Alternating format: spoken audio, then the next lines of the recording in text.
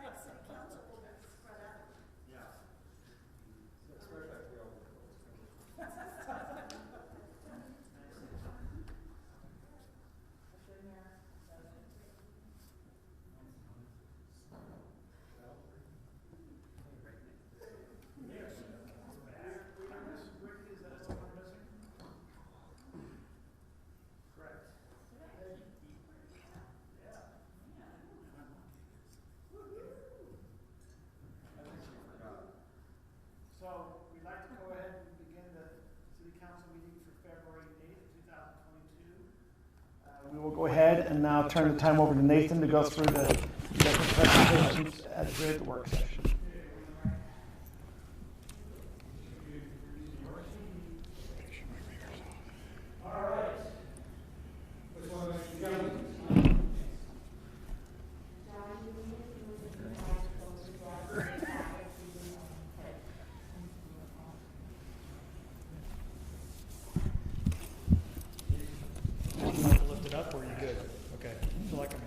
Are you going to sing? No. Our opening hymn will be done by Nathan. Okay, so if you just go to the next one. So tonight what we prepared for you is a discussion that has two primary purposes. One is to look at prioritization of tasks that the council wants us to do, and to give you an update on 3, possibly 4, depending how fast we go, how many questions there are, projects that you are all curious about. And so we'll go from there. Please feel free to ask questions as we go. To start with, I thought it would be good to look at what growth we've experienced in the last 5 years or so. And we'll have copies of all this stuff for you so you can see that. We happened to do back in, 16? 16, we happened to collect some data at the end of the year, so we're able to put some things together real quick for you. A couple of things, you know what, I probably should turn that on. A couple of things to point out is population growth. From 16 to 21, so just over 17,500, and 2021 census is just over 21,000 people. A couple other things to note are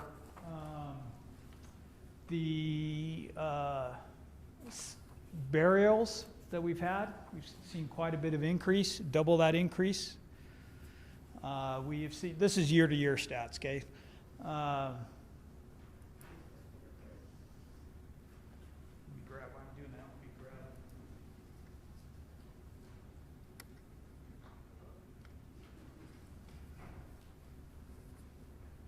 I can see it. Oh, cool. The planning's case files are up. A lot of code fence and sign permits. You'll notice a pretty significant increase in circulation in the library, which is great. Groundwater requests. So overall, you can see an overall steady increase in basically the things that we do. Now the goal here is to just go over the things that we do, how we do them, day-to-day basis, give you an understanding of what we do on a day-to-day. But you can see basically the only thing that's really down is justice court files, case files. That could be a combination of new changes in state law and or COVID in general. Courts have kind of gone with COVID. We actually did look at, yes? These numbers from 2020 to 2021 except for the population? Yes, okay. So we haven't done the projection at the end of 21 yet. We actually looked at traffic citation numbers. There wasn't a huge difference in with 100 or 200 in the last few years. We did have a big drop off last year. So those are citations, mostly more than just traffic.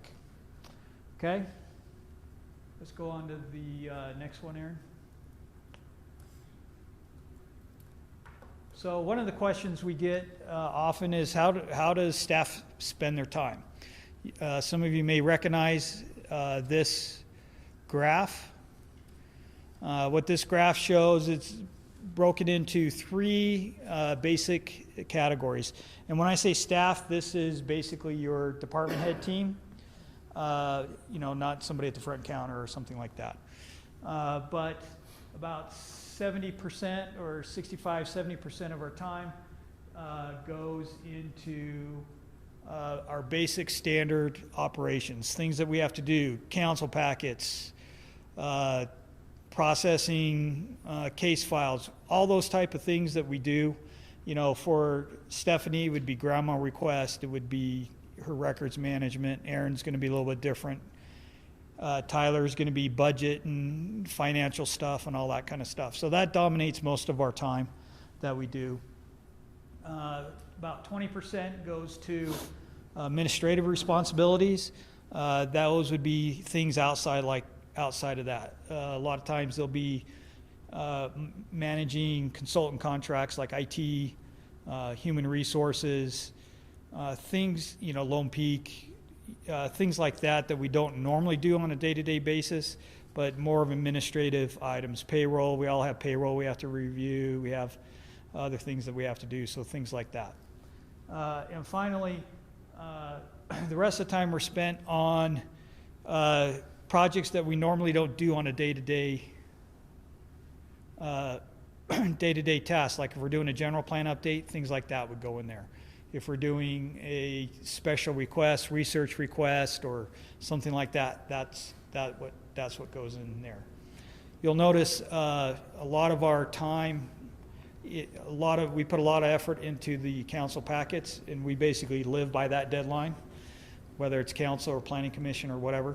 We basically live by those deadlines. So it takes, I'm going to go next one. It takes quite a bit of time. This calendar shows you all the meetings that we have. It has library board, planning commission, city council, and so forth on it. So you can see every time we have a meeting, a public meeting like that, we are engaged in something, whether it's minutes, whether it's agendas, whether it's staff reports, whether it's something like that. We are engaged in. Okay. So the next thing we want to talk about is our current project list. You want to pull that up or hand those out? Have Tyler help you. Okay, so if you've noticed, as part of the weekly report, we have a workload indicators. We'll go over that and how that works. We also have a project list. And what this project list consists of are primarily was CIP. Since then, we've added development projects. We have added other administrative projects, because CIP is only a portion of that. So what we want to do is just walk through how this works. So as you'll be seeing it, we'll update about monthly, and you'll be seeing it regularly. So going from your left to my right, you'll list the project name. We have a design phase. That means if it's a construction project, like we're doing a new road project, we have to have the engineering and design that. So if that's checked, that means the design is complete.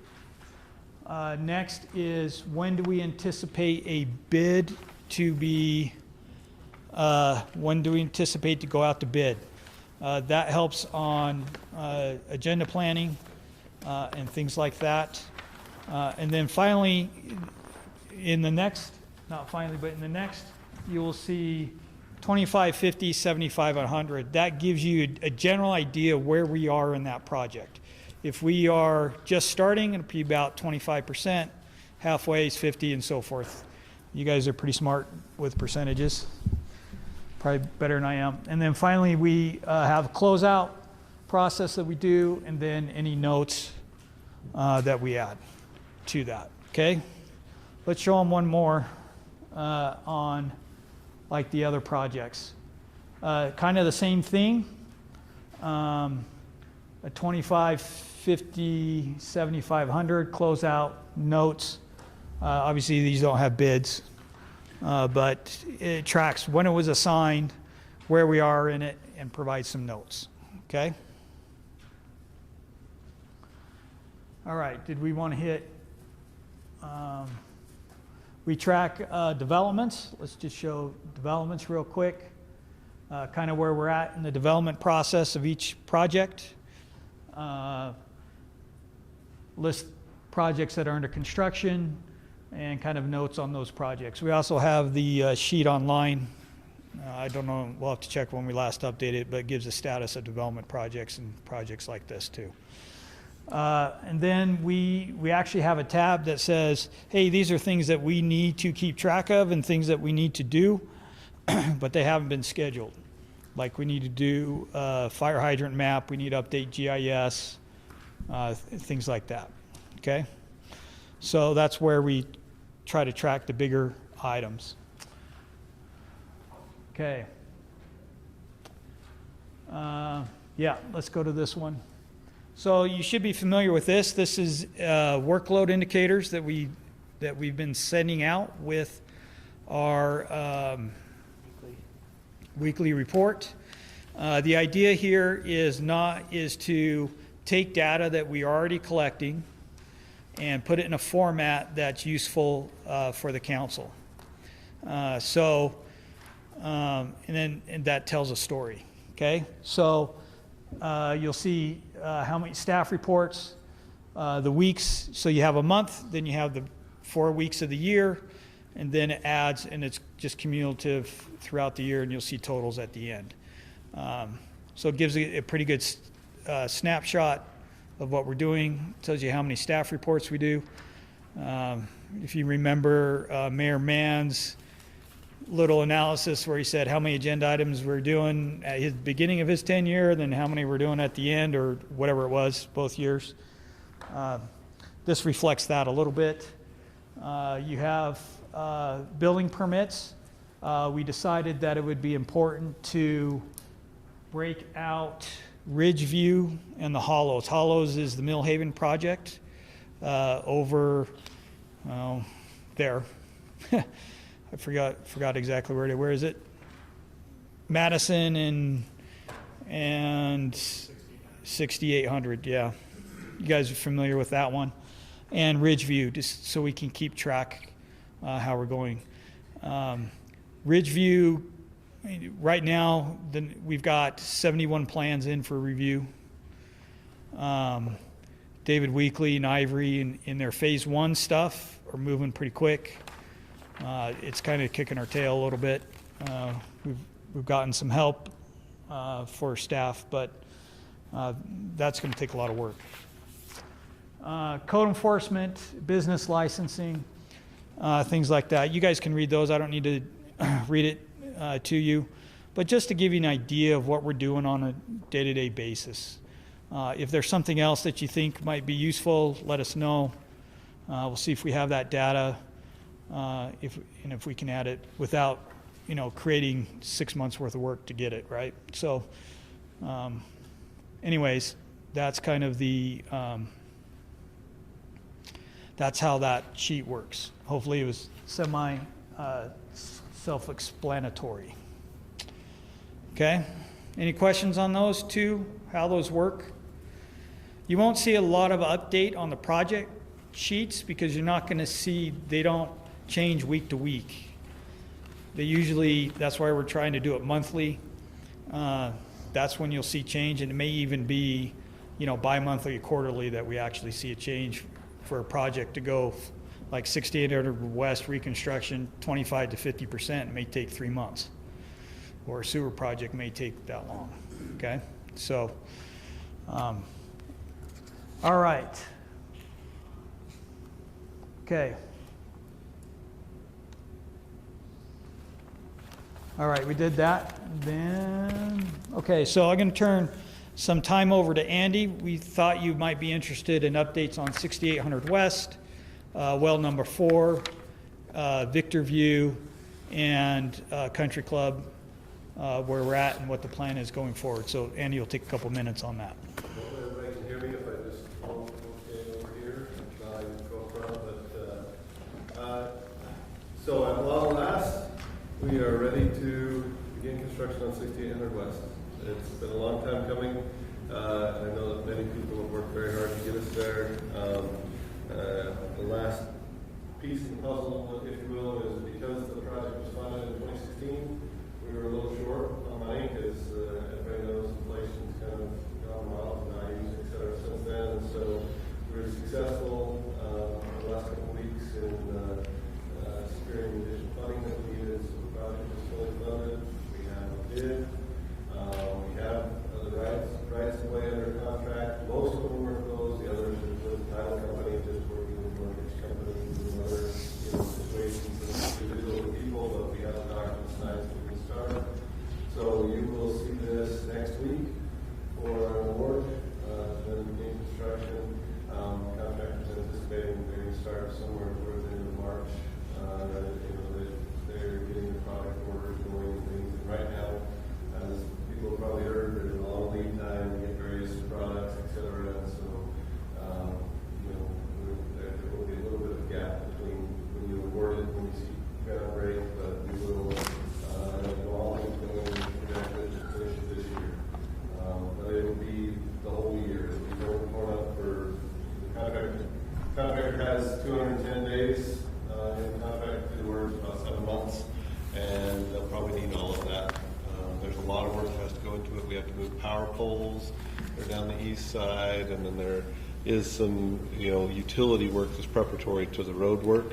So it is going to be a major one. It'll be under construction for the whole year, but the good news is we're ready to move.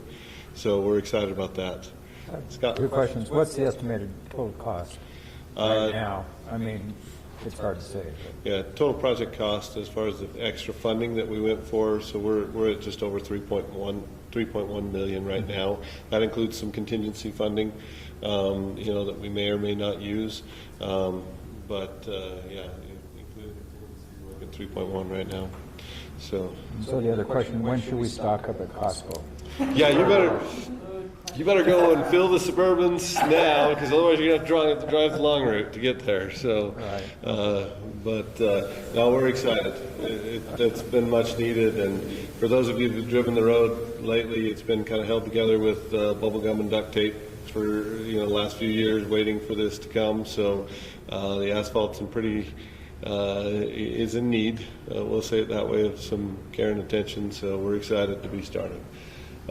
Switching. Oh yeah, and there's our route map. I'm sorry, we have a figure for each map. I'm just talking to everybody, but so just so everybody knows, the construction will go from what is 900 north or 1120 north, depending on which side of the intersection you're on. 900 in Lehigh, 1120 north in American Fork, and It will terminate at 9600 North, or the church house that's on the corner there, just for your reference.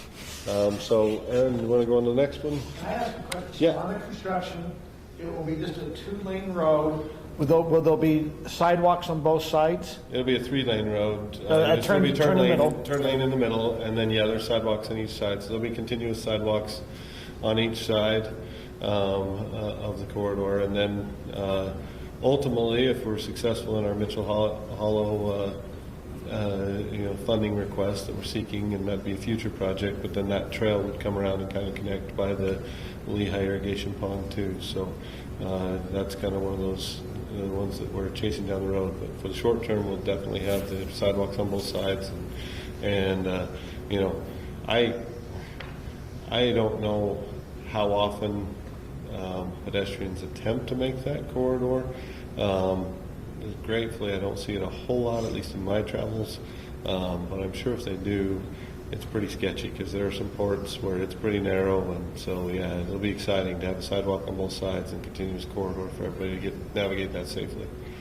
So from 9600 up to 10400, is that going to be 3-lane, 2-lane, or how's that going to work? Well, as you know, we've got a couple areas that aren't yet built out and full. We've got a couple homes just north of 9600 that we need to widen, and we've got that one piece, and I can't remember the name of the piece, but it's where the pedestrian crossing's kind of there with the flashing White signals. fences. That also needs to widen, and so for the short term, we'll probably keep it striped as it is with just 1 lane each direction. The long-term plan would be, when those pieces are widened, to then go with the 3 lanes, the whole corridor. But that's, the next step down the road. The funding that was secured was just, for the limits that we're looking at now. So we'll build that corridor out, and then, we'll have to turn our attentions to, working, in whatever is appropriate to look at finishing the rest of the corridor. But the tightest, narrowest stretch is the part that we're rebuilding, so it's good. Anybody else have any questions about 96? So- 68? Sorry. So you got 3 lanes, 2 sidewalks. Is there room for a bike? Yeah, there's a shoulder on each side. There's a 4 or 5 foot shoulder on each side. So If you were on a bike, you could come yeah, over there. yeah. So yeah, it's narrowed. I don't when you drive it, the section narrows as you approach the signal light there, and so it's basically, for conversational purposes, the continuation of that narrowed section. So that still has some shoulders there. They're just not quite as big as it is south there. But were we to, obviously, the same story with all these road projects, you're always balancing the impacts to the existing parcels versus the needs. And so that's kind of where this one's gone forward.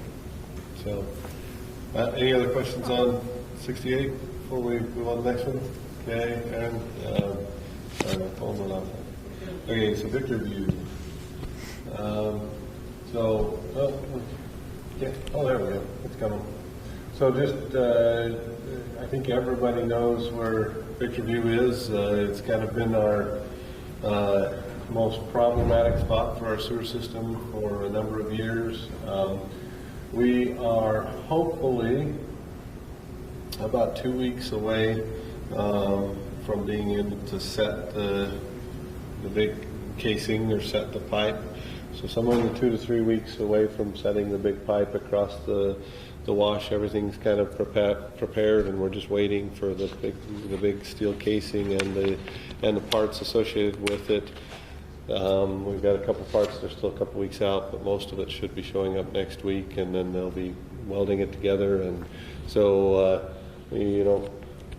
and most of the work is done in preparation as far as they can get it.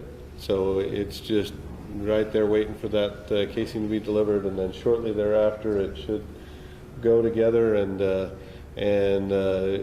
we would anticipate, all things going well, except for sod and other things that we can't get till a certain time. We're looking to button up here hopefully in about 6 weeks, something on that. But that couldn't be a nicer Christmas present for Christmas of 2020. 2022 for our sewer department. This Christmas, they were there on Christmas Eve tearing apart the pumps.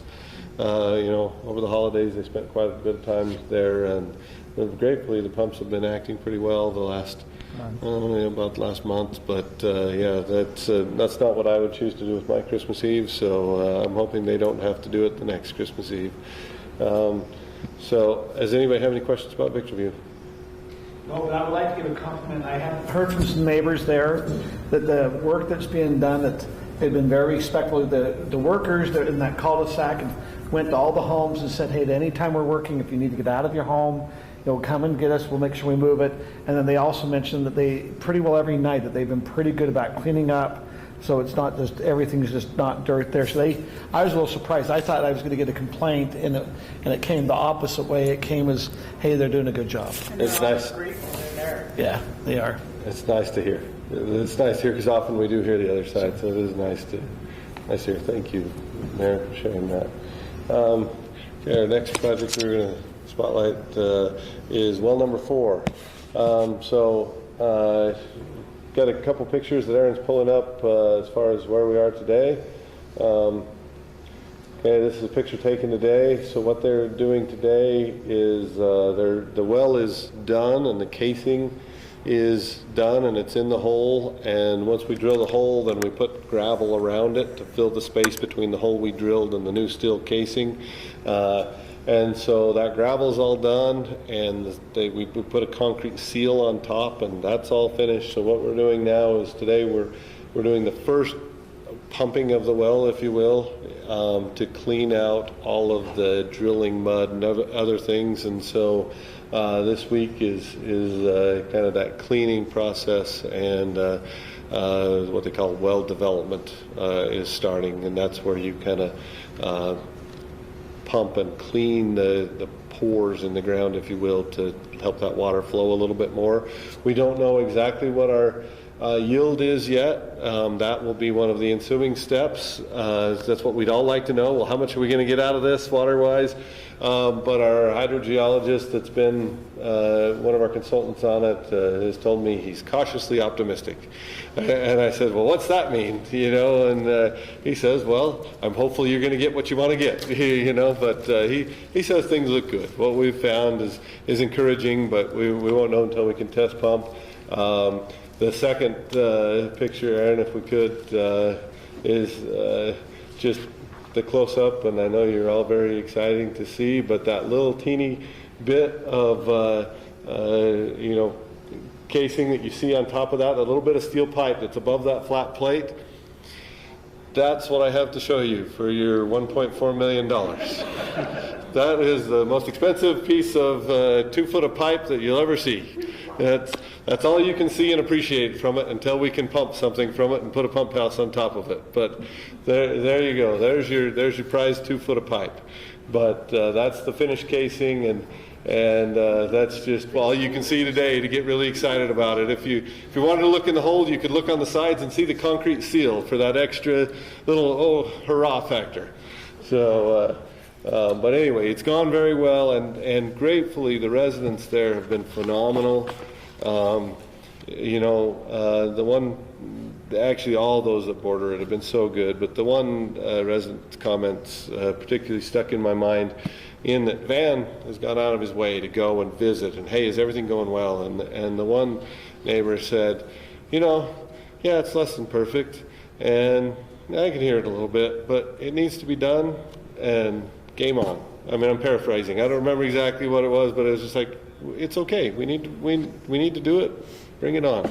So we're almost done with the 24-hour work. They should be done later this week, and then there'll be one last, when we come in and we do the test pump, there'll be one last all night, for a couple nights, but we're almost there.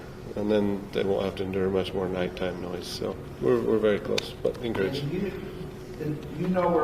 What level we hit water? Like we are 600 feet, we started hitting water. Do we know what level we hit water at? I don't know. I think it was more in the 400 range. I think we hit water about 400 foot. And this drilled all the way down to 1,200 feet. This 1,200 feet. Yeah.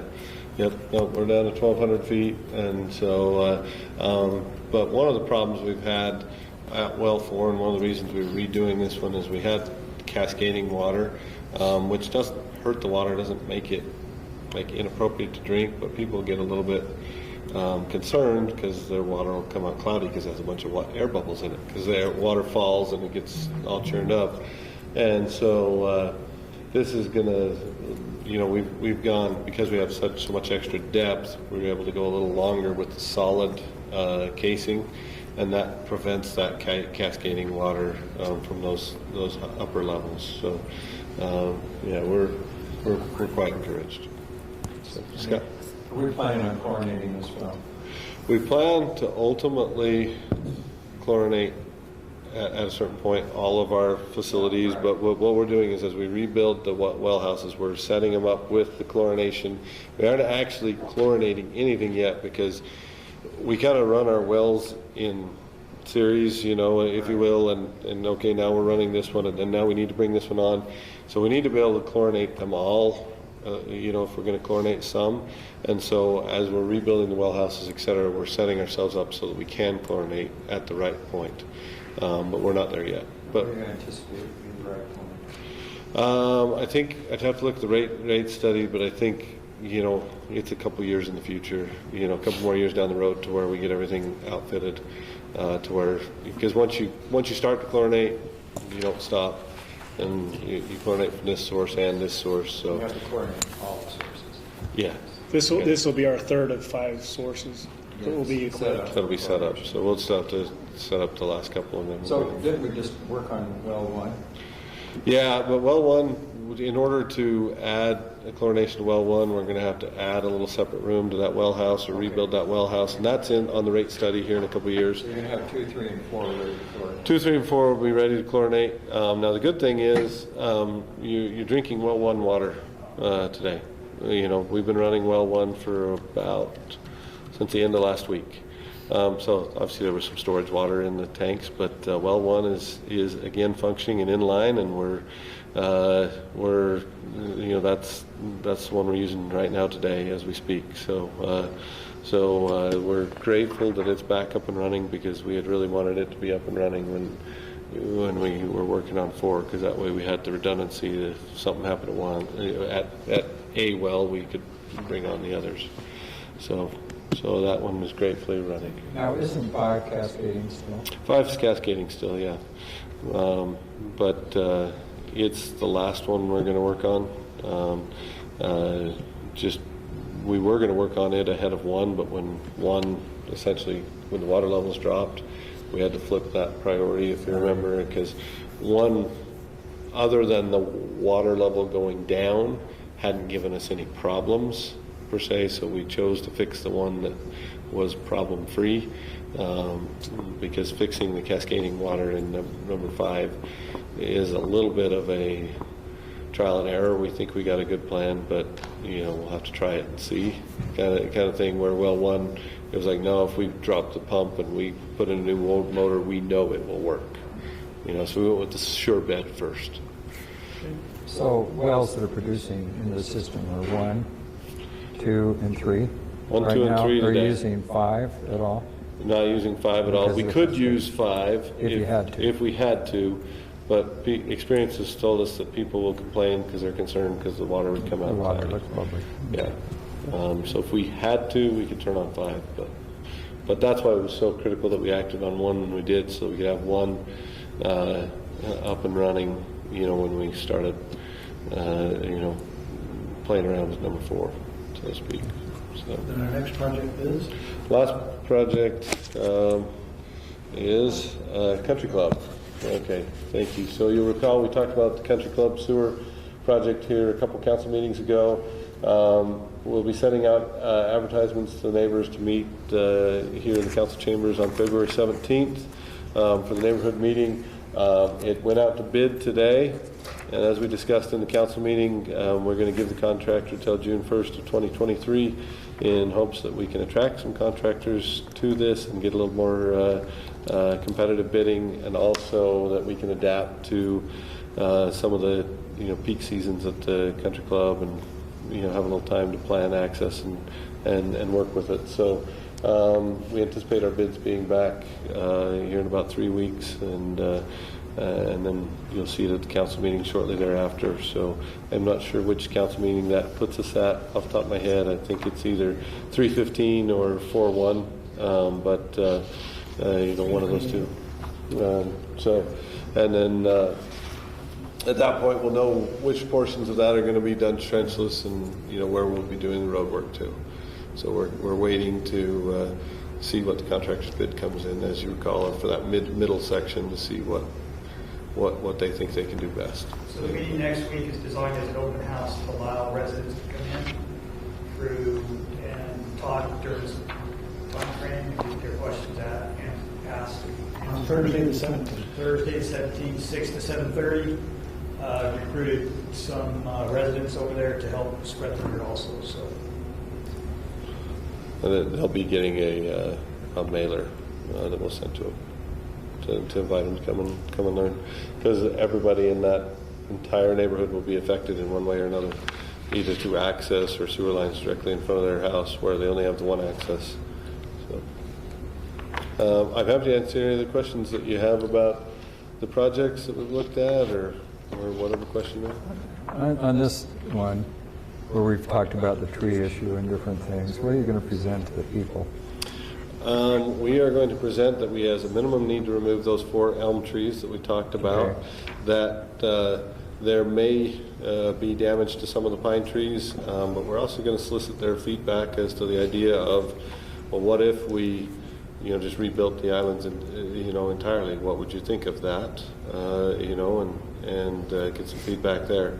There's some advantages to that for the residents. Number one, when we're right there in the main throat or main intersection, if we were going to rebuild those islands, we could deal with the traffic, the two-way traffic, a lot better. Where we'll have a sewer line in the middle of one lane, the only option will be to flag the other lane, and but the other advantages, obviously, we've talked about are the road conditions and other things. So that's the way we intend to go about it. So you're basically soliciting input. Yeah, it's saying we're for sure some of these have to go. This is what we're recommending, what we think would be best, but get some comments and input before we make any final decisions on that. But you're presenting some options that you could replant some of the trees, put xeriscaping or something. We would show a xeriscape Yeah. plant in the middle. Yeah. Right? Yeah. Our plan, if we rebuilt the islands, would be to go to like a xeriscape with trees, kind of model what's been done in Alpine Highway. You're not going to talk too much about bursting the sewer pipes, are you? That just sounds awful.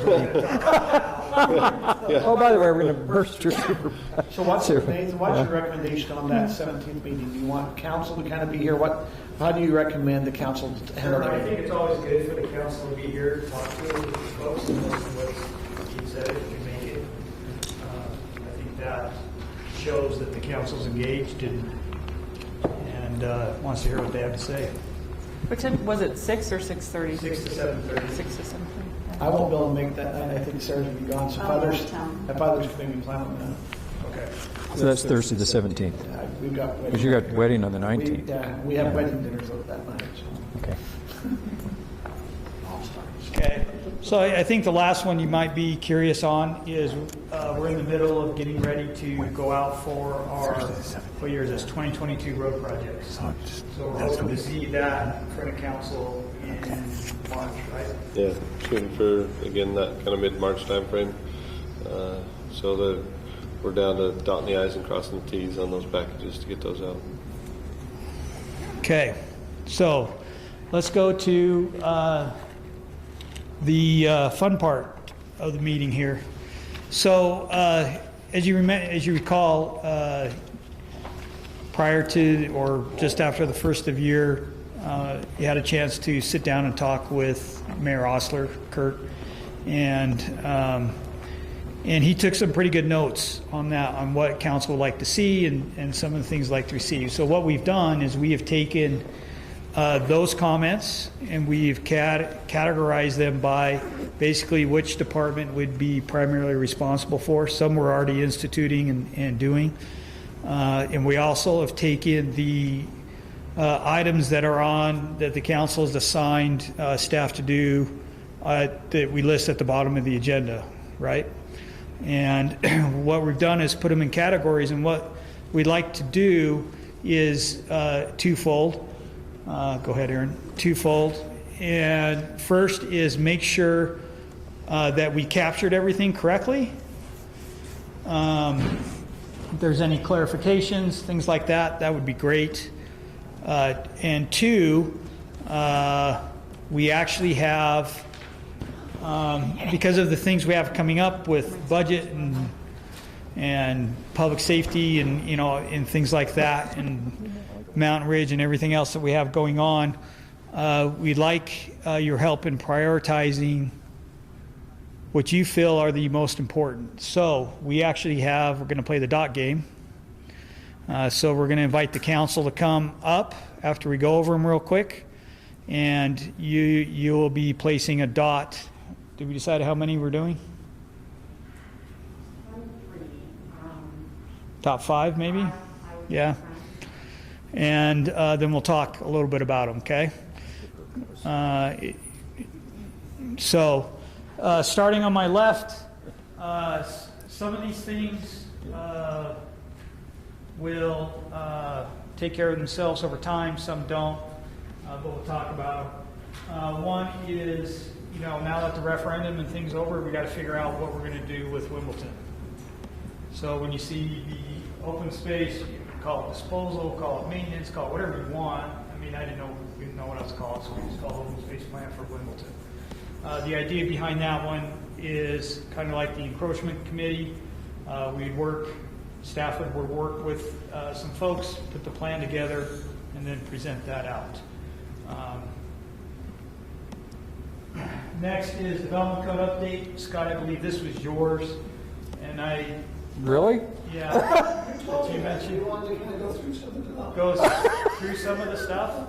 So we haven't had a chance to talk. But No, we need to do that, yeah. There's some key ones. Did you have anything off the top of your head that you wanted to hit? Not really. No? Okay. This is from a lunch that I would probably eaten too much food. No. Well, But I'm happy to talk to you about okay. it, yeah. One is, this came out of a council meeting,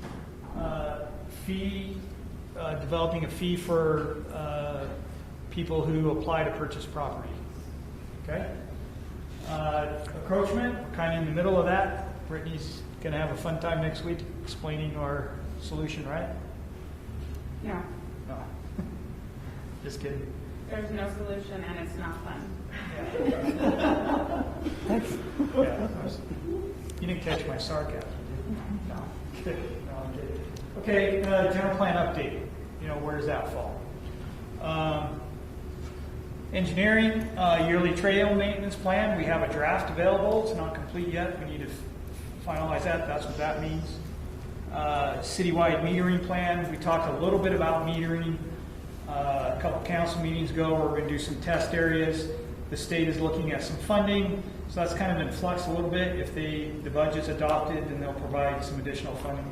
We're waiting to hear back from the grant, so that's what that is. This is the issue that came out of last week's council meeting, where we talk about, you know, policies and things like that for traffic mitigation, pedestrian crossings, things like that. What does toolbox mean in that? Finance, the road fee, funding, and legality. We're going to talk a little bit about that tonight, but obviously that's probably one that we need to do, and it's going to, you know, we're going to have to decide on that. The Lone Peak increase, talk a little bit about that tonight. There was a request for citizens' budget, competitive staff compensation. What do you mean by citizens' budget? I'm actually made that request. So if you go and look at the budgets like Lehigh and American Fork, they'll have a concise kind of summary of the budget with pie graphs and all that stuff. So people kind of can look at that in 2 or 3 pages and get kind of a feel for what's going on. I think Yeah. Tyler previewing something that when you looked at it, you go, oh, it's like a balance sheet. Also, right off the bat, if you're just a layman, you can understand it. Well, yeah, you can just look at the graphs and things and say, oh, okay. Just think of executive summary. Right, exact, yeah. Kind of thing. Impact fee and utility rate updates. We are under contract with Lewis & Young to start the impact fee update.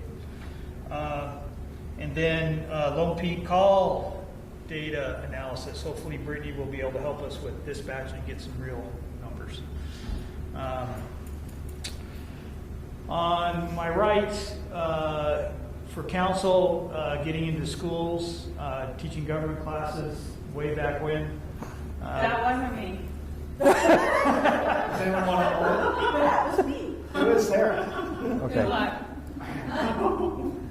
So way back when, we actually went into a 6th grade or 7th grade class. And we taught them about planning, and they had to plan a city and all kinds of stuff. So anyways, there's a whole official program online. I can't remember what it's called, but it's something. Was that just a one day, or was that a?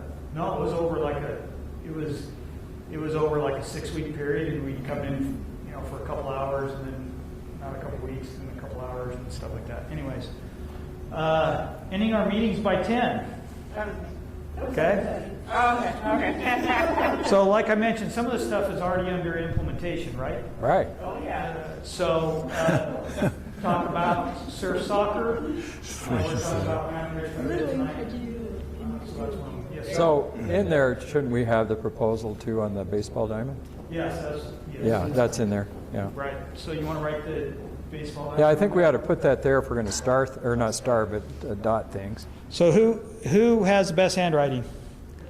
That's not me. Yeah, I don't. I think we'll be able to read. Well, you can read mine. Brittany, do you want to? Nope. You can. I can write. Oh, that's good. No, actually, I can write pretty Much well. better than mine. Yeah. It'll get worse overnight. So, website navigation improvement, emergency preparation plan, working with LD's Church and things like that, fiber for the city, okay? Welcoming, highlighting businesses, texting, city tool implementation. That means that will allow people to text in with a concern. It would go to a central place and then get distributed where it needed to go. Like Public Works for a work order or whatever. And community center, carpet and paint.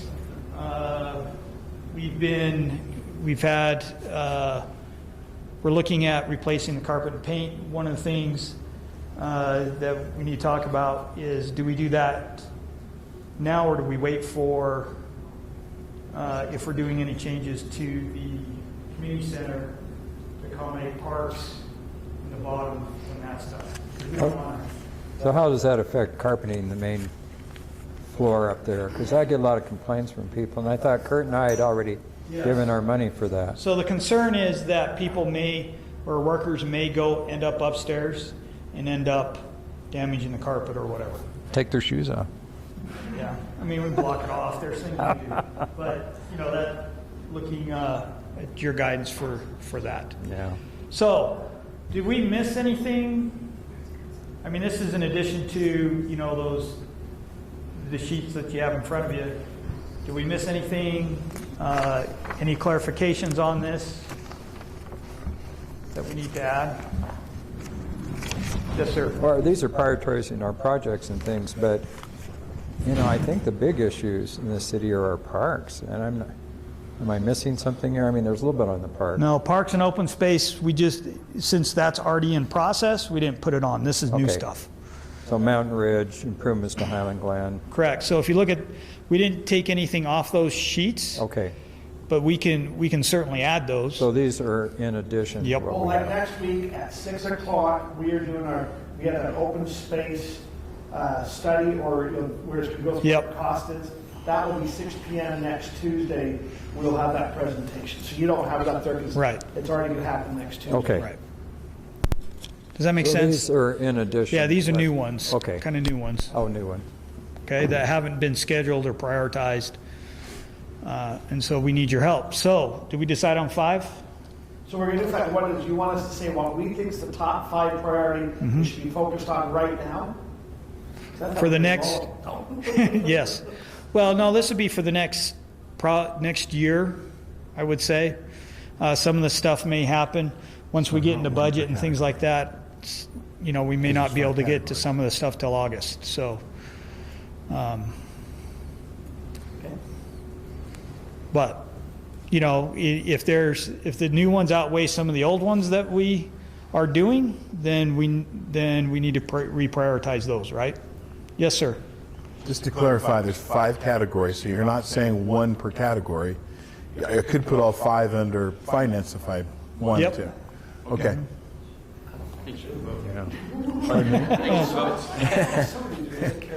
First things first, right?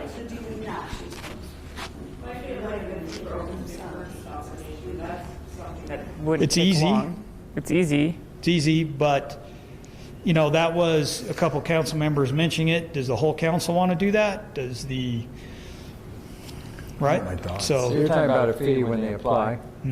like, hey, we're gonna, and that covers staff time to do the research, the getting it to title company, all the coordinating, the closings, all that stuff.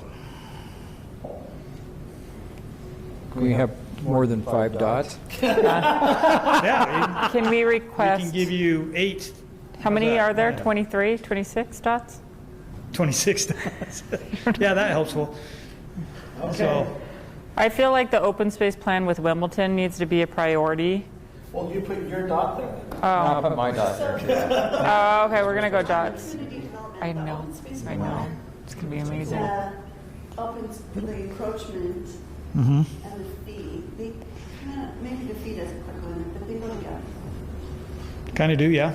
You almost can't do one without the other. Okay, so we ready with dots? But we don't have to worry about the 10 p.m. dot. We've only had a couple meetings, Pat. 3. And only one went over a half hour. It's a half hour, but it's not a big deal. So Talking fast is mine. part of this is to show that we've listened and we're showing the accountability back that we're actually doing things. So, You get dots? we ready? Tyler, you want to hand out dots? Yeah. Let's go. So is council green and the staff's going to be a different color? And don't trip on the cords. So how many dots did we decide? I feel like it's for So Aaron, how many dots do we get? 8? No. 8? That's my strategy. Eight Take dots? your place from of power. Yeah, Like eight dots. you don't want to go first. How you doing? I don't want to do that. I don't want to do that. That means So what's going up on the Canal Boulevard? Yeah, well, what was going on? Because I tried to come home that way. Yes, It was all blocked off, the police. And... Okay, you don't know? It was right at... I thought some of this just happened anyway.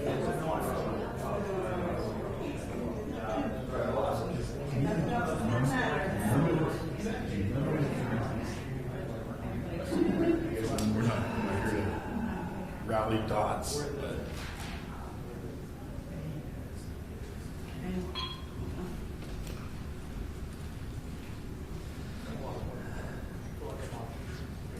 mean, this is already in process, so I feel like it's wasted dot to put that on there.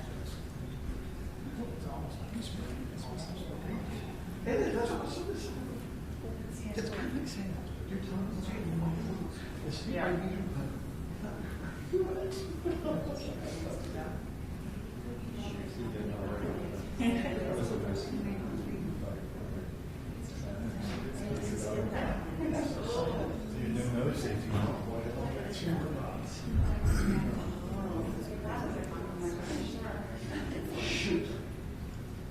Where's the one that says I'm going to drive the truck?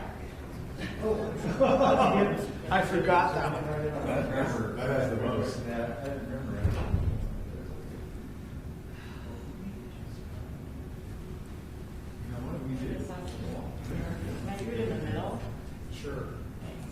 Some of these I know are going to take care of things like this. We can say we're not going to prioritize if we have to, no matter what, it has to be done. These two should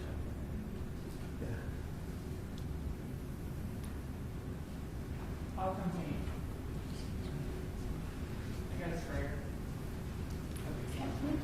Council Payne. I'll be right. I still need those cabinets. I'm gonna make it look nice.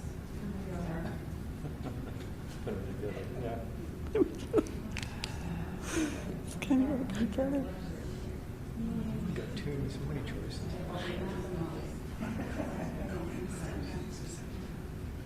It's accomplished. Yeah. Yeah.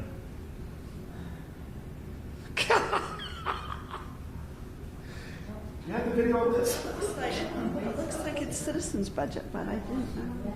You already put it there. No, but I want these two to go together, so I should have done it down there.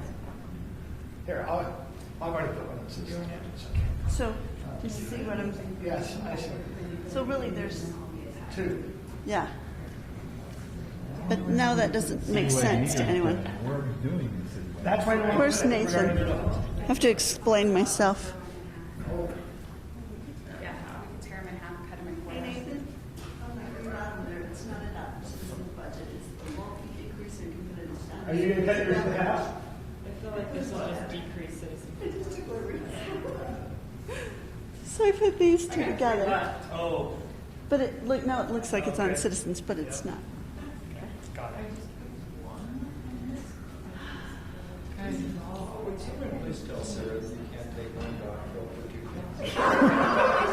Tell Kim that too. Yes. Hey, don't strategize in here. Control maintenance plan. We had that. We had that anyway. There's your garbage can. You have questions for us.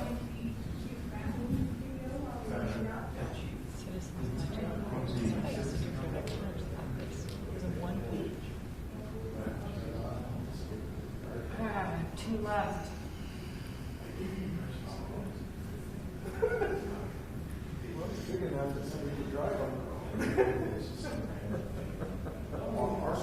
Yeah, on our side, the canal goes from, Okay, I can't take it off.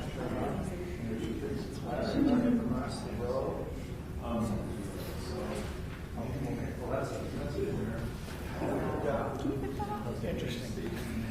You have better fingernails than I do. Because I got it done for my daughter's wedding. Oh. Now they don't work. That's why I don't get my nails done. Wait, citywide metering plan, is that water metering right there? So how long have you had yours? A long time. So they dated before their missions. This doesn't mean it doesn't get done, but this is what we focus on first, right? They both left and with the thought they'd come back and get married from their missions. She got home a little earlier than he did. And he got home, she came up, and I think he scared the living daylights because he kind of preached out his life. I'm going to go to law school, I'm going to do all this and that. I could have got Kind of went on that. her way. That's important. She'd gotten home about 3 months earlier on her mission. Nation's lobbying heavily. And so 2 years ago Right? at Valentine's, so he goes through and To what dates extent? because LPPSD. 2 years ago he gets Lone attacked Peak out of the Police. blue. What He is it? says, Lone Peak Public Safety I have District. no idea what you're up to. Call Because I data looked across all the analysis. guys I dated. Also included, You treat me monthly budget summary.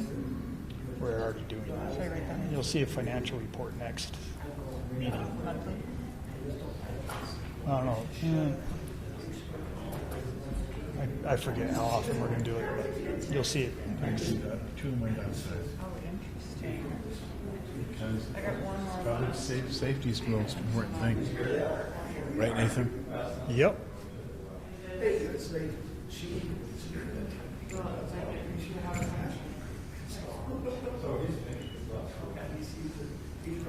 Quick question. How far out of whack are we on the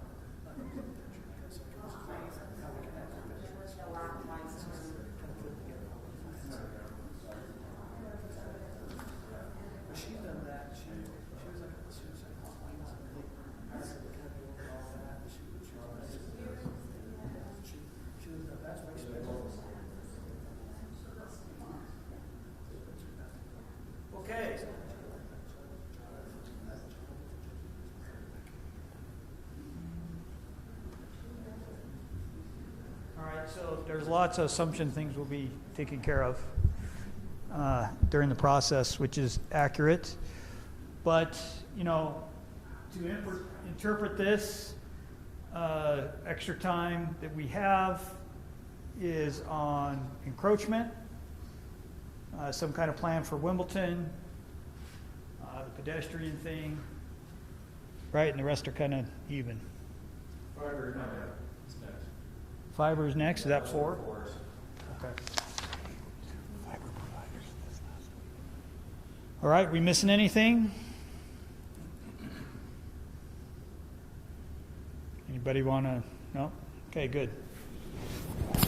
Got it. Okay, so next part is to go over 4 key things. We may only get to 3. What's first? Mountain Ridge? Mountain Ridge. The first one we want to do is give you an update where we are with Mountain Ridge. We are preparing the bid for phase 1. Do you have that drawing you can pull up for me?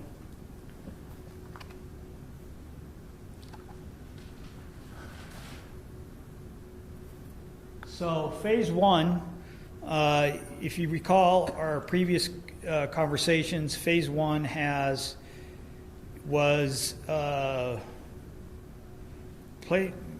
me if I'm wrong, playground, restroom, pickleball with some alternatives, right, with some parking. That was a few months ago. With Brittany's and Kim's and Wes's efforts to fundraise and expand the park, we have modified what we're doing for phase 1. The key being is that if we wish to construct anything this year, we've got to get that ditch pipe before April, before that water comes on, okay?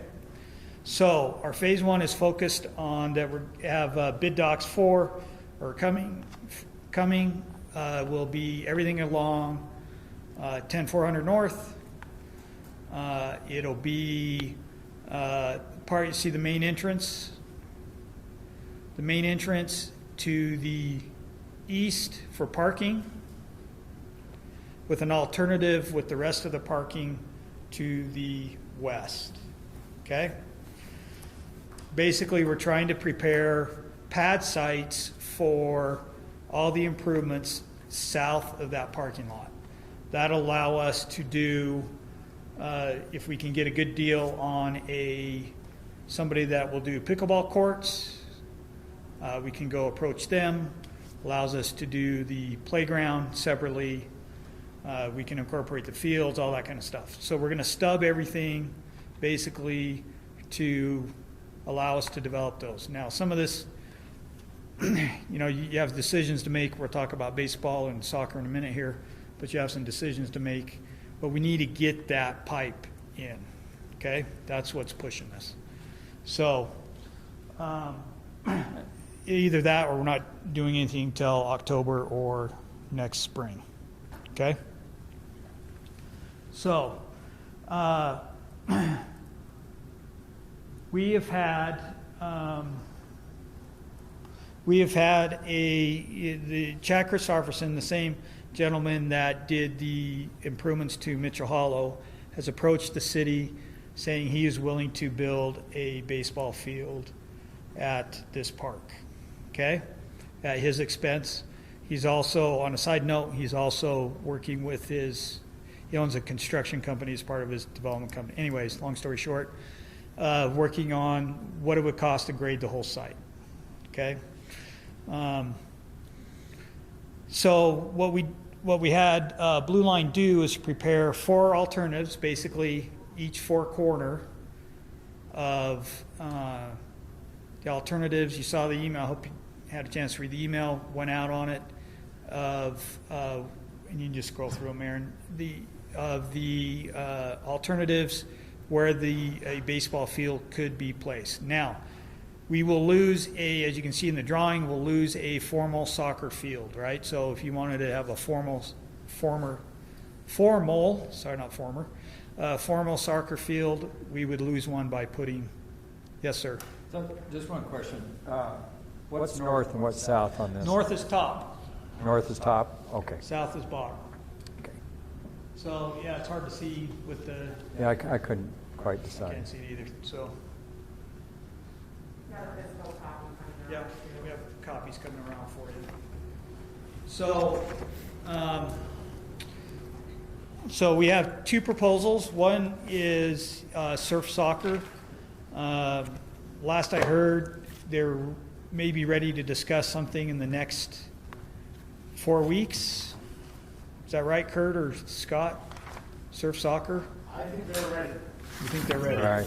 Okay. I mean, if we are ready, they're ready to engage and get something done, but we got to get something done with them. Okay. Meaning we got to say yes, no, do something. Right. And Chad, we just have to talk to. We met with him a couple weeks ago, right? He's like, yeah, whatever, let's look at it, so. And is surf soccer still interested if it's just 2 versus the 3, or only interested in the? I'll let you. I think they're interested in the just even 2. We talked to them about doing just only 2 fields. Does that, I think the question is, if you look at that drawing though, is if the baseball could reach out to their soccer field, does that hinder their usage because it might, if there's people there watching the game, is there a safety issue if there's a baseball game going on? I think we determined if the baseball could have reached that soccer field because it'd be very difficult to hit a home run on the length of that.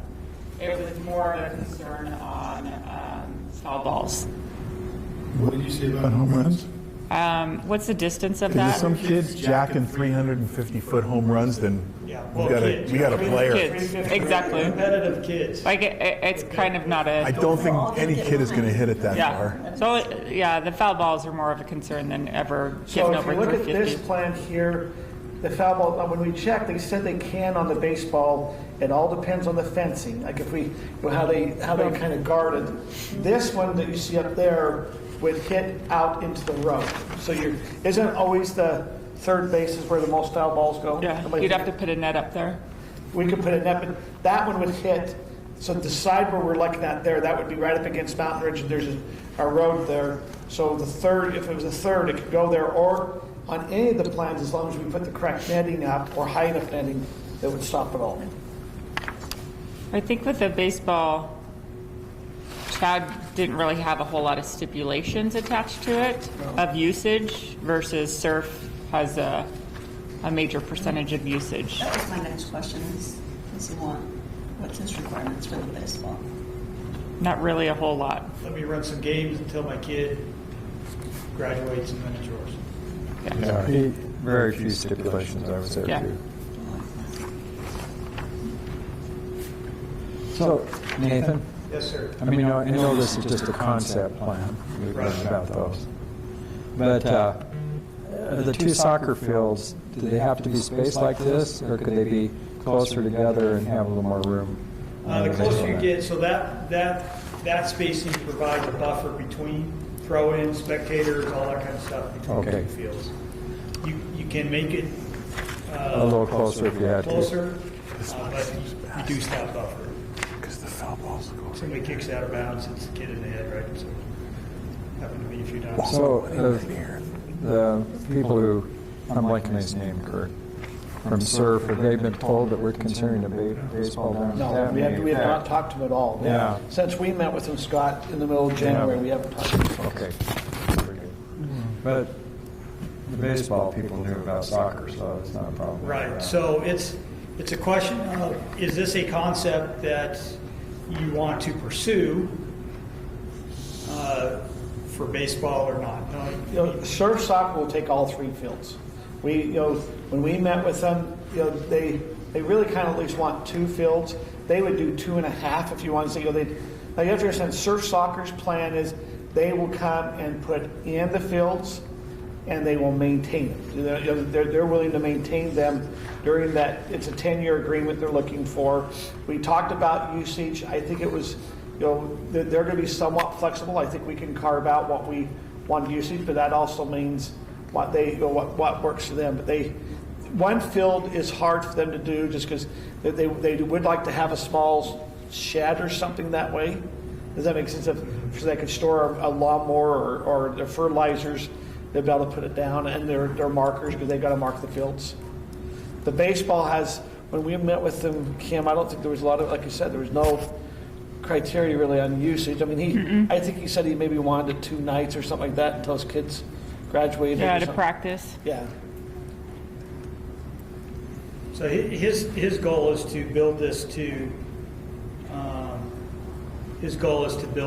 a standard where you can have games. Yeah. You can host games. Where would the fence be at? Is the fence where we had is it where the, if you want to say. 300. Is it the 300 where the fence is at? So 350 is what Chad requested based on the age group of the kids that would be playing. But that's 350 is long ways. There were some residents that came and said that they would be willing to donate and fundraise if we did not do the soccer fields. Where are we at with that? Great question. So we have received $20,000 for a specific piece of equipment in the playground. The way I understand it, we have commitments for 2 people for 500 each. We have people that are interested in doing in-kind donations, like, hey, I'll do electrical at cost or something like that. We still have to have the money. This one of the issues pickleball ran into. Well, my contractor can do it cheaper than that. Well, I still got to be able to pay the contractor. So that's part of it. And it reduces the cost, but yeah. So in the foundation, as far as I know, there's about a little over $37,000 that's been earmarked for this park so far. And what do those residents want in this park in lieu of the soccer fields? What would I'm not familiar with what their suggestion. The way I understand it, their concern was based on surf soccer using them. Oh, so they don't mind the soccer fields. Yeah, they want the soccer fields there. Correct. But you have to realize, so let's assume surf soccer's not there. We don't do it. That doesn't mean that there's still not another soccer group that's reserved it that is now playing there. Does that, it doesn't mean there's not soccer being played. It doesn't mean that your Northern Utah County soccer or another group hasn't reserved those fields to play on. And do they pay a fee to reserve and play? But they're not going to pay to build them. They won't pay to build them, and they won't pay to maintain them. They're going to give us a small fee. I'm just saying that's the only concern. If I was talking to the residents, going, well, they're not going to be just empty. Now, it might be they're not going to be used as heavy. Let's assume surf soccer wants 70% of the field time, mainly from about 3 to 10, and maybe if you have the others, there might be a couple times there's gaps in there, but they will be used. Do we know what the percentage is? I don't remember. Scott, do you remember what they were?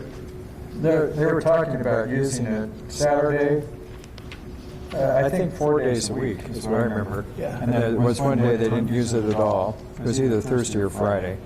But they would use it all day Saturday. I think Friday was off because it was the night before but the game. they used the other days for I'm practice. trying to think if it was, I think they wanted Monday, Tuesday, Thursday, and all day Saturday. Right.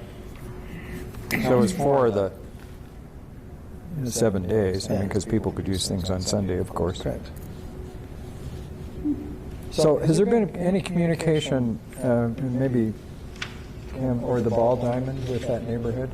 Do they like the idea of a Ball Diamond? I haven't communicated that to them. I don't know if they really We know just- about it.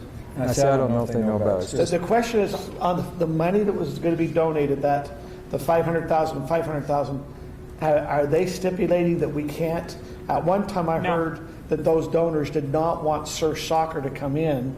They have said they're okay with surf soccer coming in as long as the numbers look good, as in reservation and making sure that they're still able to use them, that the neighborhood is still able to use them. When they say be able to use them, what is in their mind of I think what's reasonable? letting their kids play on it, having other sports be able to be played on it. On the nights or the days? Yeah. So that was when we met with surf, we thought, okay, if we had to take 2 and you kept one open, the third open, Yeah. that was going to kind of maybe take Yeah, care of it. You always had that. Now, that doesn't mean that that third one didn't get reserved, and surf was okay with that, having, the 2, and that's where the 2.5 came in. Well, maybe they only take halftime on the other and kept it open. Now that we're doing baseball, how much would that, Yeah, that doesn't matter. is baseball heavy during the summertime? I mean, is it spring and fall? Is it heavy during summer? You get into your if you get into the completes, it's So- spring, fall, summer. It's the same playing season as soccer, really. Can lacrosse play in a baseball field? They said everything except they were thinking football, right? I don't know. Yeah. that's what they said. That softball wouldn't really work because of the mound. Oh, for baseball? Yeah. I mean, if you have a movable mound, Yeah, if you you have could a do that. movable mound. Uh-huh. I mean, Well, the infield. that's what they do the at infields Hollow. are different. I'm just saying by doing the baseball, and if you had surf soccer take the other two, I don't know, you're not going to necessarily have an open field per se, because you've now turned it into a baseball diamond, if that's the You case. fence it off and stuff like that, so it's, But you would have the use of off time. Yeah. Chad was worried about having people get on that baseball diamond, though he does want it fenced, and where they couldn't get a four-wheeler or even a motorcycle onto it where they could rip up the field. I mean, we have to be So careful. some sort of barrier, but people could still enter it walking. Yeah, they could go in and throw a ball around, throw a frisbee. Have a Just family not drive day. their RV in there, They could do which they what? like to do in Beacon Hills. They do what? RV, The drive the RVs. RVs in. Yeah. What's Harvey's? I don't know. Oh, no, the ATVs. Razors. Oh, ATVs. Razors, Yeah. Yeah, they do that with Jehovah's. Recreation yeah, vehicles they is do what I that always call them, in all of our parks. side by side. How's that? I like the idea of a baseball diamond with the soccer fields. What's everyone else thinking? What's everyone else's input on this concept up there? What's the two, working with surf soccer on two, and then work with Chad on the baseball? It gets the fields in. I'm just saying, by doing that, we get the fields in. Plus, Chad's willing to, isn't he willing to excavate it or? Grade, He was willing to Well, grade yeah, so we everything. said he's going to get a bid for that. Okay. Did you send that to his guy? Yes, I did. Okay, thank you. So I mean, it'd be a way we could develop the park. Yeah. Are we agreeable? Soon. If people are agreeable to move forward to really start negotiations with surf soccer, I mean, we need to kind of get with surf and say it's now time to, really negotiate down what that usage and agreement, and to really get with Chad, or are we heading down a path the council doesn't want? Brittany? You're asking the person whose kids don't do sports. Perfect. We are, so what's your feeling? How much do you think surf is willing to not have exclusive use of the fields? I mean, to me, that's what really matters. That will be part of negotiations. So I think it depends on that. What's the downside of negotiating? We're not committed. Yeah, but if we're going to go there, we need to have some criteria. Yeah, at this time, it's been Scott and myself that's met with surf soccer, with Brian Braithwaite, and I think Wes was there. And so we need to pull them back in and kind of say, okay, to give the guidelines. If they said 70%, what we talked about, where they were asking for four days out of the 7, is that amenable if we look at that as a criteria, or are we needing to look at a different usage? And it's a 10-year commitment, right? And it's a 10-year commitment. And what did those residents say they would be okay with at our last, when I was on Zoom and you were? They said, it was just Paul, Allen, and Wes. And they said they were fine with surf as long as it, the percentage wasn't 100% kind of thing. So Wes is he still on the Parks and Trails? So Yes. we can look it over with him. The Saturday, I think, is the hardest one because, that's when the neighborhood's going to be wanting to use it. Everyone's going to be wanting to use it. So I think that's maybe. You're Saturday, that's why they want to use it too. Yeah. That's their, like you said, That's their game Saturdays day. when families are going to come and use the park, it's going to be, all that. But let's assume we don't take surf soccer or Chad. How do we get these fields in? And I'm just saying, so let's assume we don't do it. We can wait because it's modular, and we wait 4 or 5 years. Yeah. And you also, now we waited 4 or 5 years. I've been on the council. I remember, and Scott, you were there. You had Brian and Tim, Brian Braithwaite, Tim, we've been talking about this forever, and we kept having to go, when are we ever going to get done? If we don't do surf or we don't do Chad, where do we get the funds to do this? unless we have another COVID event where all some funds come pouring into us, I don't know if we're going to get the funds to I'm just. So I think right now you're saying wasn't it around what $8 million that Yes. the price has gone up to about $8 million if we were to do it all of ourselves, right? So how much does it cost to do that field right now? If we did the 3 soccer fields or the 2 soccer and Let's see if we baseball, can What you're saying is How much are we gonna save? What are the fields saving us? Are we saving a couple million? Well, and I think to Kurt's point, though, it's either going to be surf on these fields on Saturdays or somebody else that has reserved the fields on Saturdays. Yes. It's still not going to open it up for the families on Saturday. But maybe we could say at Most 5 likely. o'clock on Saturday. You know, I mean, There's trying to, Yeah. trying to find that as the evening goes in or something, that way we could get a Not a family. bad idea, especially since it'll be light till almost 9, 8:30. Yeah, Yeah. if we have some cutoff. I think we'll have to do some discussion with her, because with the ball diamond idea, they may not want to do the project. I know. That's, we have to be aware that the ball diamond could change their. It may change what they want to do, so I think we maybe need to communicate with them before we just, Yeah. I mean, this is kind of a nice idea, I like it, but I think we're going to have to do some communication and negotiations and investigation before we kind of make all our decisions. And I feel like this plan serves so many more residents than just 3 soccer fields Which plan? The baseball? with the baseball diamond. Yeah, true. and I Soccer and like, baseball. I like Plan 3. Because most home runs are going to come from pulling, a right-handed hitter pulling it down the left side. And then there's lots of room at center field. Very few are going to go opposite field, which is one we like. unless they're left-handed hitters. But so I think Plan 3 Yeah, it'd be looks good. perfect. Get them running That faster. one. Does it fit well in the park? Plan 3 has a baseball diamond up in that corner by the, I mean, now to be honest, Plan 3 removes the ball hit the furthest away from residents. So I mean, the sound of hitting a ball, probably where the crowd's at, is going to be more up in that corner. Does it flow good for the rest of the park? I think so.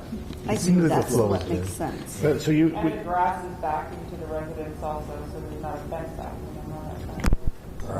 Right. so what we're hearing, is everyone okay if we now go for show them option number 3 and see what their feedback is on that? And then I'd want to just do an analysis of, okay, if surf doesn't like that, how much more are we going to have to spend on a soccer field instead of having somebody put in a baseball field for free without any stipulations? Agree. Just Well, kind you of, just have to do the 2 soccer fields. yeah. Yeah. But I think the baseball, because it's an all-around good thing. So we have up there, what were the, Soccer field and roughly 440,000. 440 per field? Per field? Okay. so you're talking, $880 for the 2 soccer fields, plus the annual maintenance that they would do in maintaining it. What's the estimated annual maintenance? 1.2. Oh, for 3 fields. Pardon me? 1.2. Thank you, goodness. Do you have any, no pun intended, a ballpark? No, you can do something because the fence. Are you talking on the annual maintenance? Yes. Yeah, but We've heard anywhere, between 80 to 120,000? one's grass. I think we guessed 130 last time. That just makes But it even more that's compelling without- to negotiate with these 2 groups, if it's gonna be that much. We'll have to look that one up. Okay. Is there anyone that is not in favor of us discussing with Surf Soccer or Chad on the baseball diamond?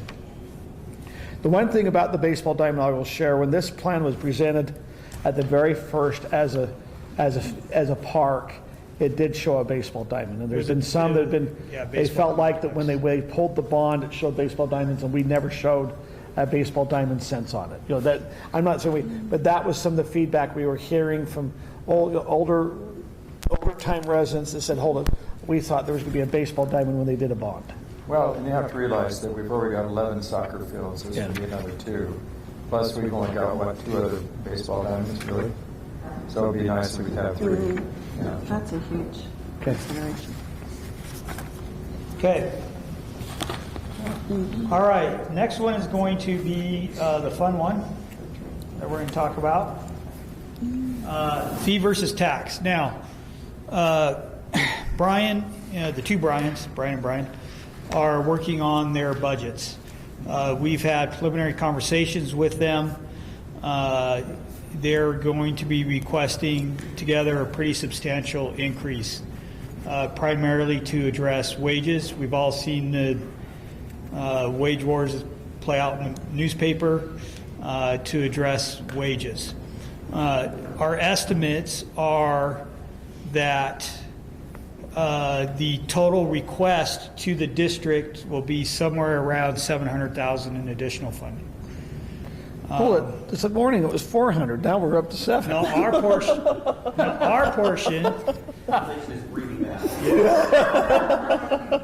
Our portion is 400 to 500, depending on where that falls. We get about 65% of that increase. Okay, they're in the process of finalizing their numbers. It hasn't been, staff hasn't vetted it or anything like that. The board hadn't seen it yet. Anything like that. What we're planning on is doing individual meetings with board members and council members end of February, first part of March to explain it. Then obviously public involvement and go from there. But that's our initial thing. But we wanted to give you a basic idea of kind of where they're coming in, a range of where they're coming in. So it's a number that we can't absorb in our current budget. Okay? Yes, sir. So, are we changing staffing for these two departments, or are we just changing compensation? Compensation, primarily compensation. Increasing wages for police and fire, creating tier systems, increasing the wages of where people are now. We're seeing competition anywhere from, $4 starting per hour difference in starting, to seniors up to 10. When I say seniors, I mean experienced officers or firefighters up to $10 hours difference from other agencies. So that's what we're trying to address. One of the things we also are trying to do is look at this from a holistic standpoint and not just this year. So we know that what we're looking for may cover 2 or 3 years, or whatever the board and council decides to do. So, and we were here 2 years ago, 3 maybe. We just don't want to keep going to the well over and over again, right? We want to make sure that we are covering the cost over that period of time. Does that make sense? Yeah, it does.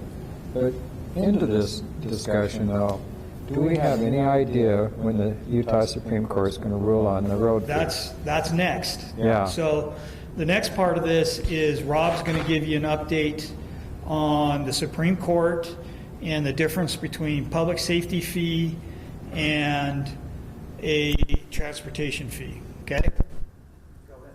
So as you're aware, or some of you may be aware, Pleasant Grove, they have a road fee, a transportation fee that was challenged. The district court, a while ago now, ruled against the city. The court basically said that while a city can impose a fee, the state code allows the city to do that. The way the Constitution works out is the fee that Pleasant Grove imposed was really more of a tax rather than a fee.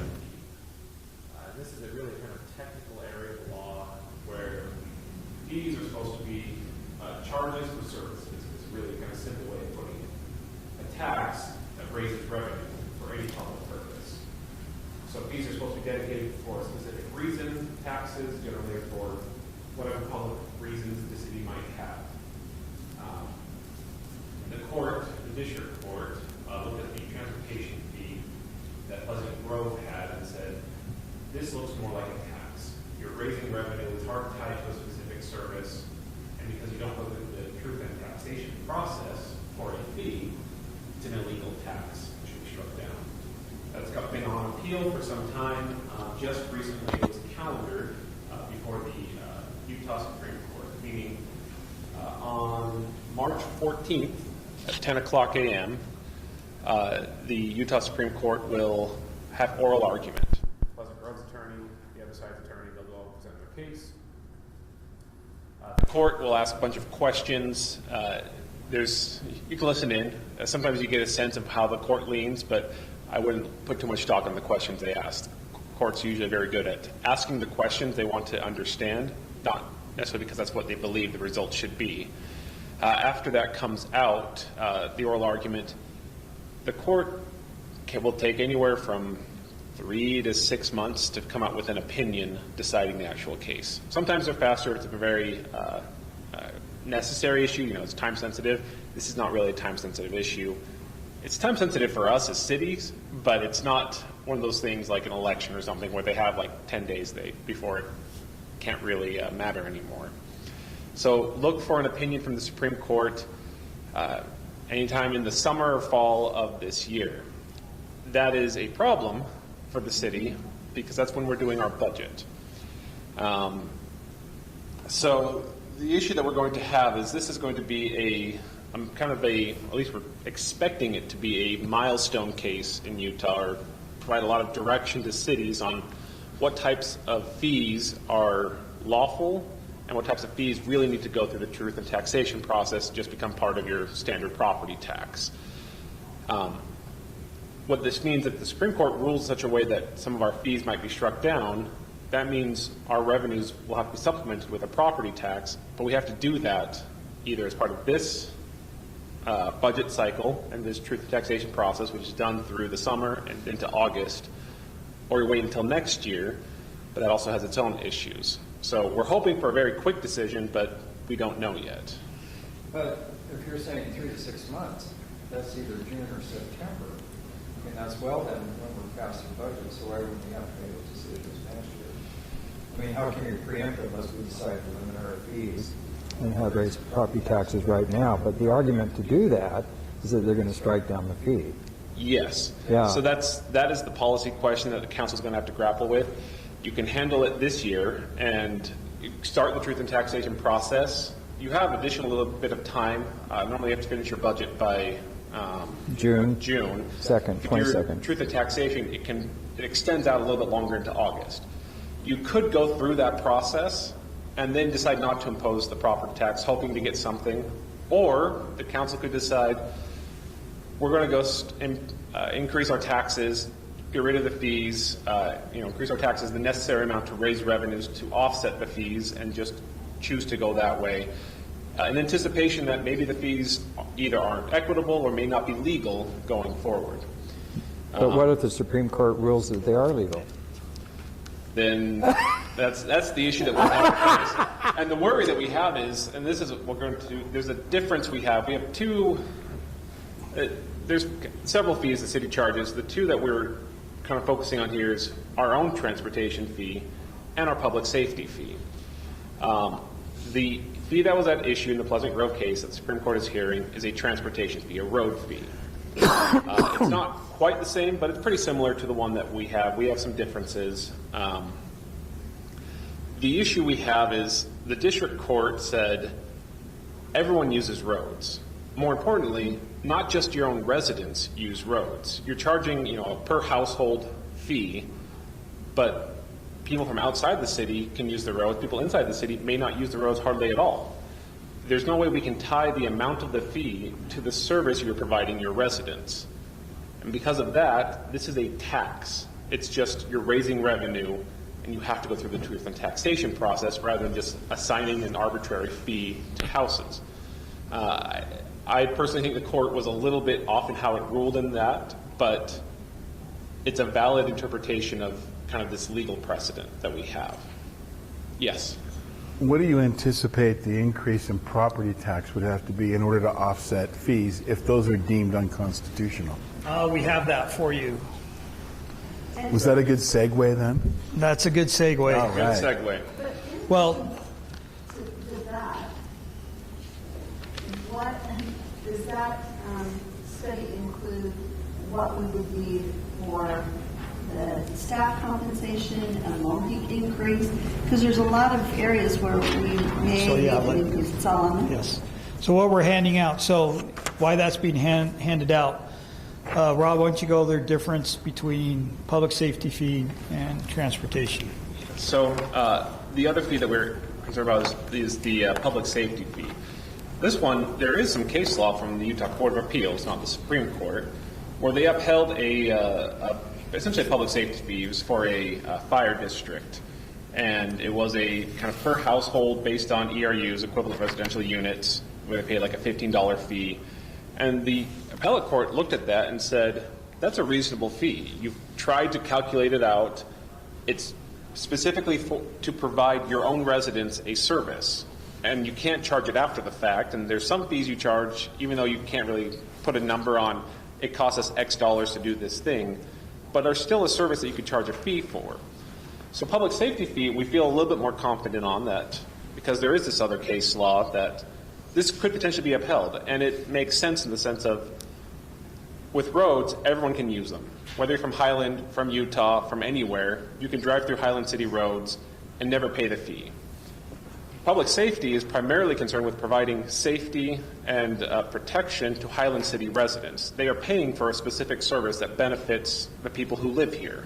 That's all the public safety is designed for, at least our portion of the Lone Peak. So that's why public safety is different than the road fee. Roads just help maintain roads, and we have no basis other than each household does this. Public safety, the fire are going to leave a bill for, stop your house from burning down, here's the charge. But you can have a fee to have them available to, provide services, police and fire. But Rob, what if the Supreme Court rules against fees like public safety fee as well?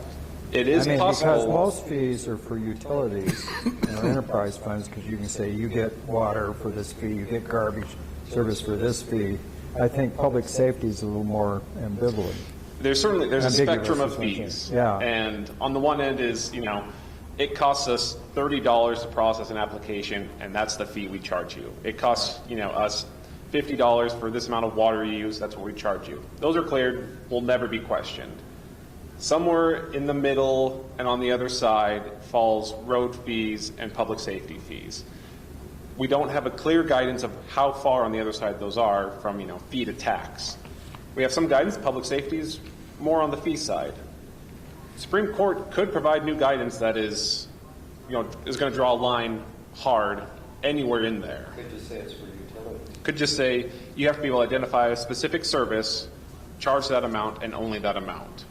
That's possible. Or the court could continue its prior precedent and say, we recognize that some services are hard to kind of put that specific figure on, and we'll still allow that to be used as a fee. We won't know until the Supreme Court issues its decision. If things were like you can't have fees for things like that, what kind of a grace period do they usually give you to fix it? And then you have to refund money for what they said was an illegal fee that we charged before? So courts don't give grace periods. The court will issue its decision, and then we will comply with it as soon as we are able. The risk comes down to if we're charging a fee, and the Supreme Court's decision will only specifically apply to Pleasant Grove and the transportation fee. All right. We will absolutely look at it, though, and see how will it apply, how similar are we to Pleasant Grove based on the court's ruling, whether we need to do something.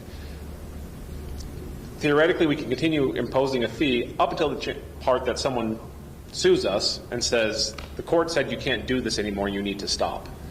And that's when we would be forced to stop our fee. In terms of refunding, no one has challenged our fees. We're not required to refund fees unless someone is paying them under protest, which is essentially what happened in Pleasant Grove, that there was a challenge, so they said, all right, we'll put your fees in an escrow, and should you win, you'll get them back. Should you not, we'll be able to claim them. No one has done that for Highland, and potentially someone could, but until that happens, there's no need to refund anything. So isn't the Pleasant Grove fee $3 and ours is $18.50? Yep. Per month?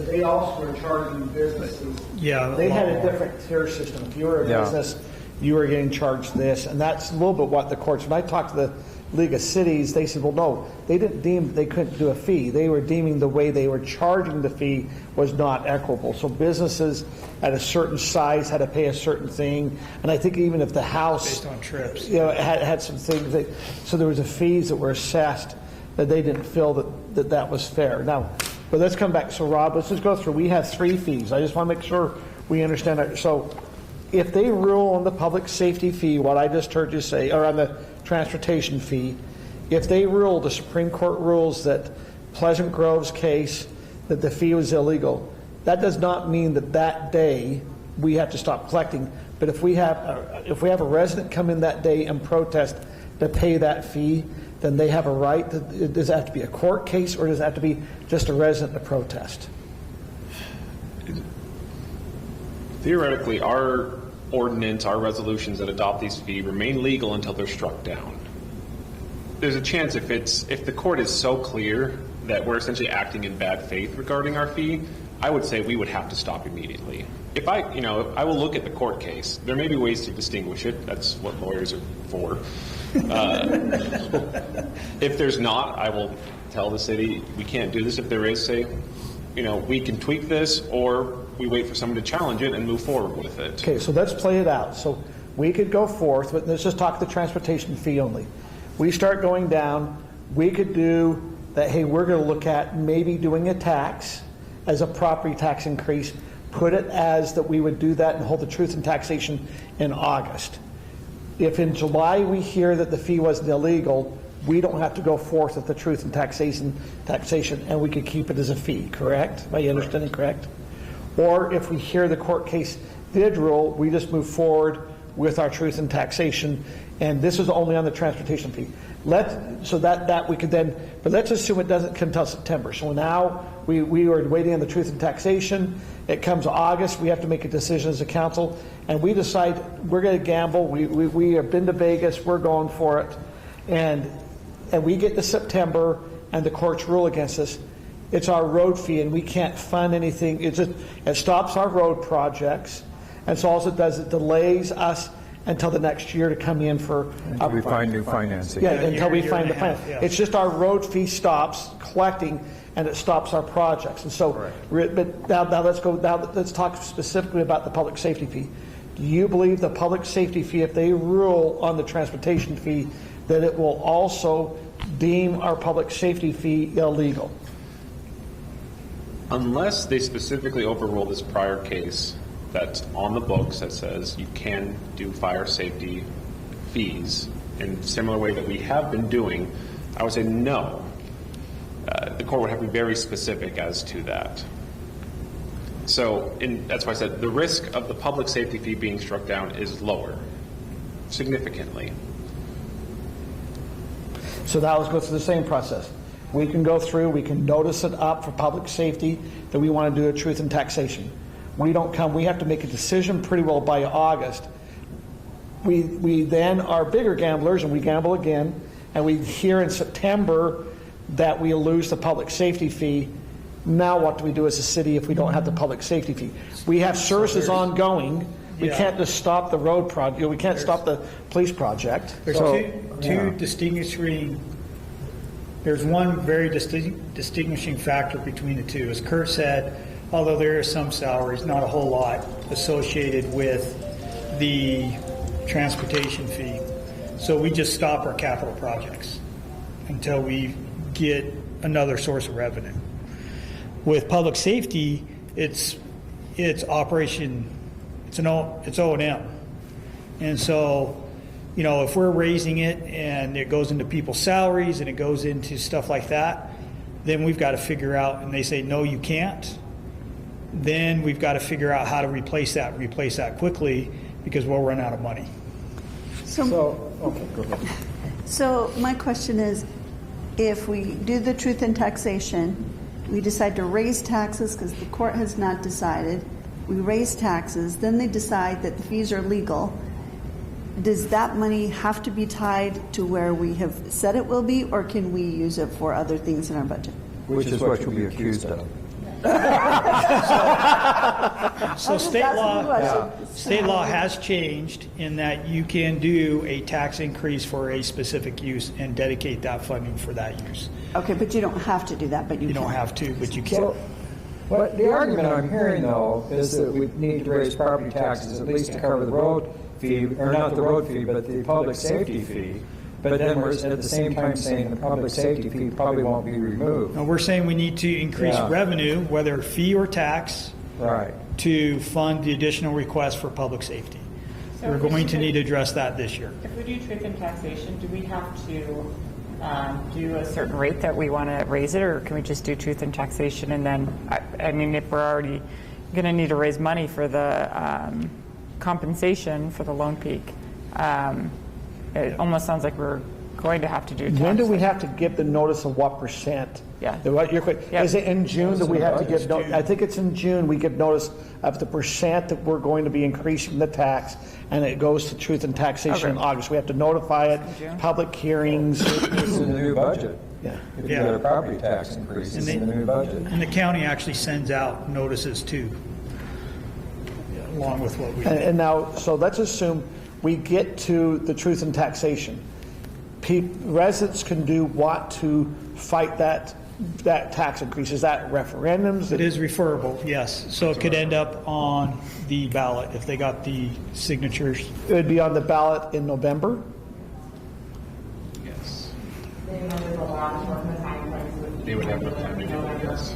Okay. Signature galleries have a really short lead time to work. But the- We're assuming that open space fee is fine. That was my next thing, is the open space Yeah, I was fee. going to say. Is that, what's the risk of the open space fee? The open space fee is a much different animal than both the road fee and the public safety fee, because it was a voluntary choice of a developer at one point to subject their property to that. They entered into the open space district.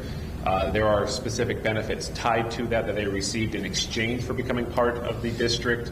I know there's I'm glossing over a lot of very sensitive issues in talking about this, but as a kind of general matter, the open space fee stands on much different footing than these other ones, where it was a choice to be part of that and pay that fee for certain benefits, rather than us as the city saying, we're trying to provide these services and this is the only way we can pay for it, or this is how you pay for it.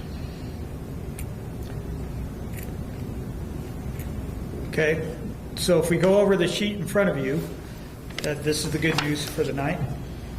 Tyler, do you want to talk about it real quick? Okay. So the first section, you see it under the blue heading, describes our current certified tax rate and the components of that.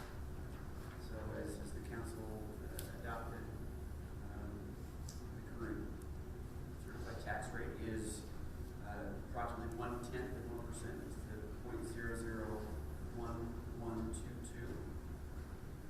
You can see the breakout there. Below, we've included a few scenarios. The first line, if the road fee is converted to property tax, you see the increase to the tax rate. And then if you add that increase to the current tax rate above, we'd be at 0.001695, which represents roughly 50% increase. The next line is the existing public safety fee, if that's converted to property tax. In addition to the road fee being converted, we'd be at about 82% more than where we're at right now. And that third line represents the estimated additional need for public safety. So a few different scenarios there with converting all that to property tax or portions of that.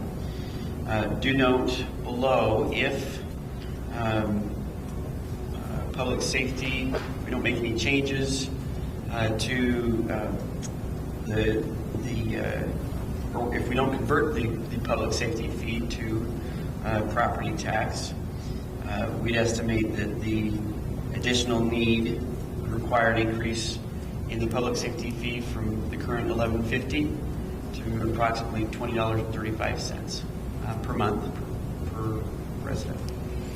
So the message to the resident, and this is one, you're already paying a public safety fee and you're already paying a transportation fee. We're going to convert those I mean, but what they might catch on is if we converted all those and we did this, it's 105% increase in your property tax. Correct. Remember what happened with Utah County when they just did that? They got lambasted and they even pulled it back. Well, I think we have to be really careful, because I was on the council in 2012, and after the Sunday opening debacle, and everybody stood up in the public hearings and says, don't open on Sunday, you can raise our property taxes. So we tried to do that, and the problem is you have to realize our city portion is what, 11.8% of the total property tax people pay, but it was spun immediately into, you are doubling our property tax, and they got a referendum in like no time, and we had to withdraw it.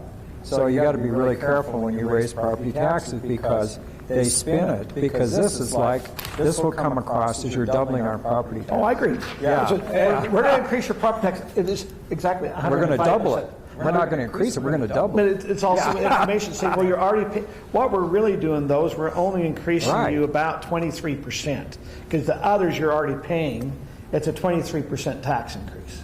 I mean, if you really look, if you take the fee, what So additional revenue, the additional revenue looks like it's about 23%. Correct. Yeah. And we have to couple that with, and we're pulling back these other fees, so really it's just changing the way that you are paying this month. You're already paying it, we're just changing the way. But there's still going to be a tax increase of 23%, which, people in inflation will probably understand there has to be some increase. It depends how, but they will catch on. When the county sends their notice out, it will say 105%.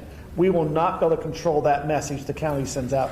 And I think that was the big thing. The county will show 105% on their notice if we go with this. Am I correct in that assumption? Believe so. They put it in red, too.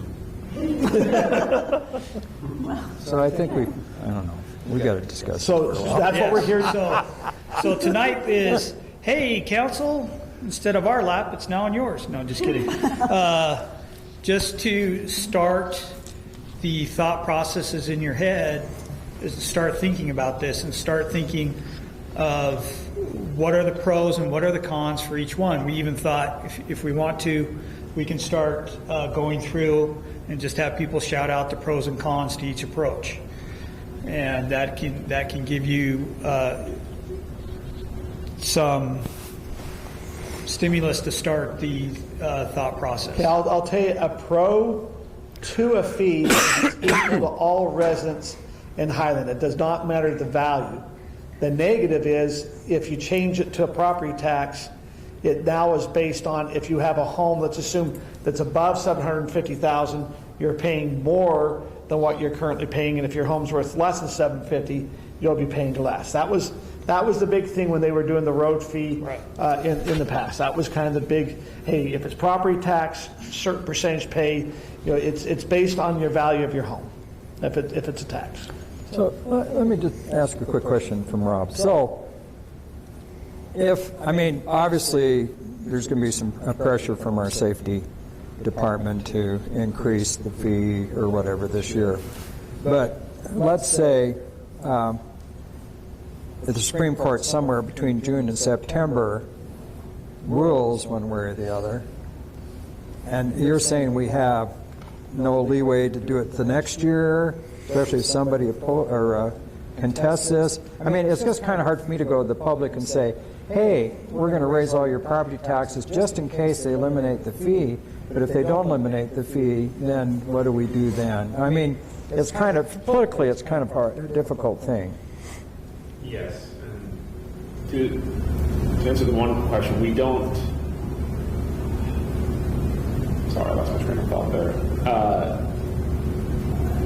What we have on the books is that a district court has said Pleasant Grove's transportation fee is illegal, and they cannot collect it.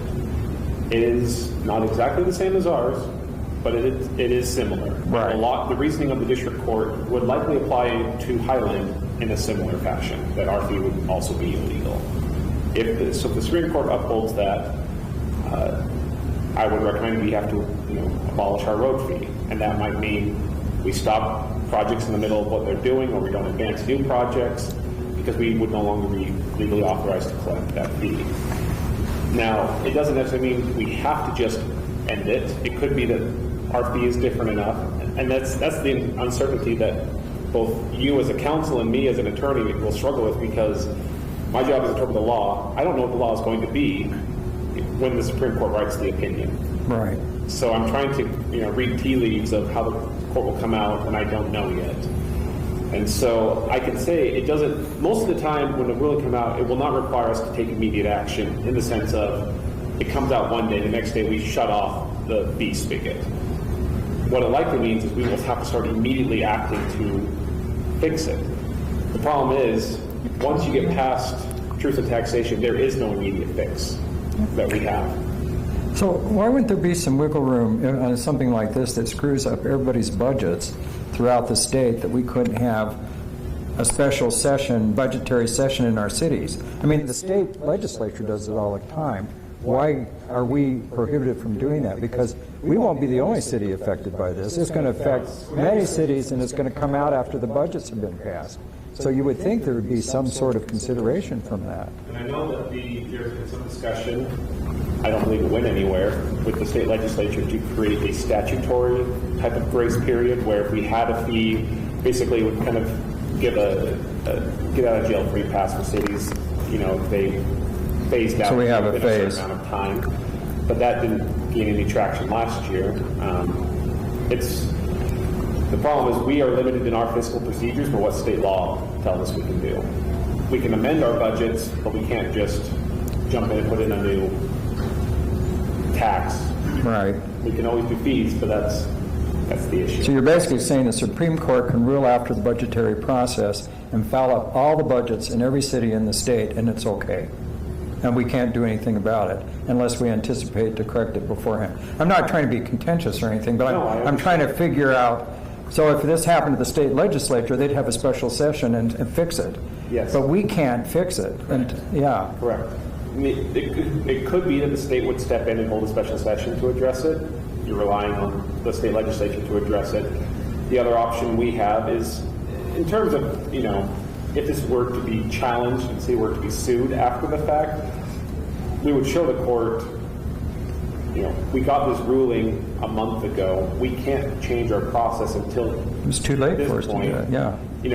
Maybe it would be a point that we would formulate a plan where we would show, whoever would be challenging the fee and the court, we cannot shut down, we would lose X number of police officers, firefighters, if we cut off our fee at this point. We would, gut our, the Lone Peak Public Safety District. We may not be able to get them back.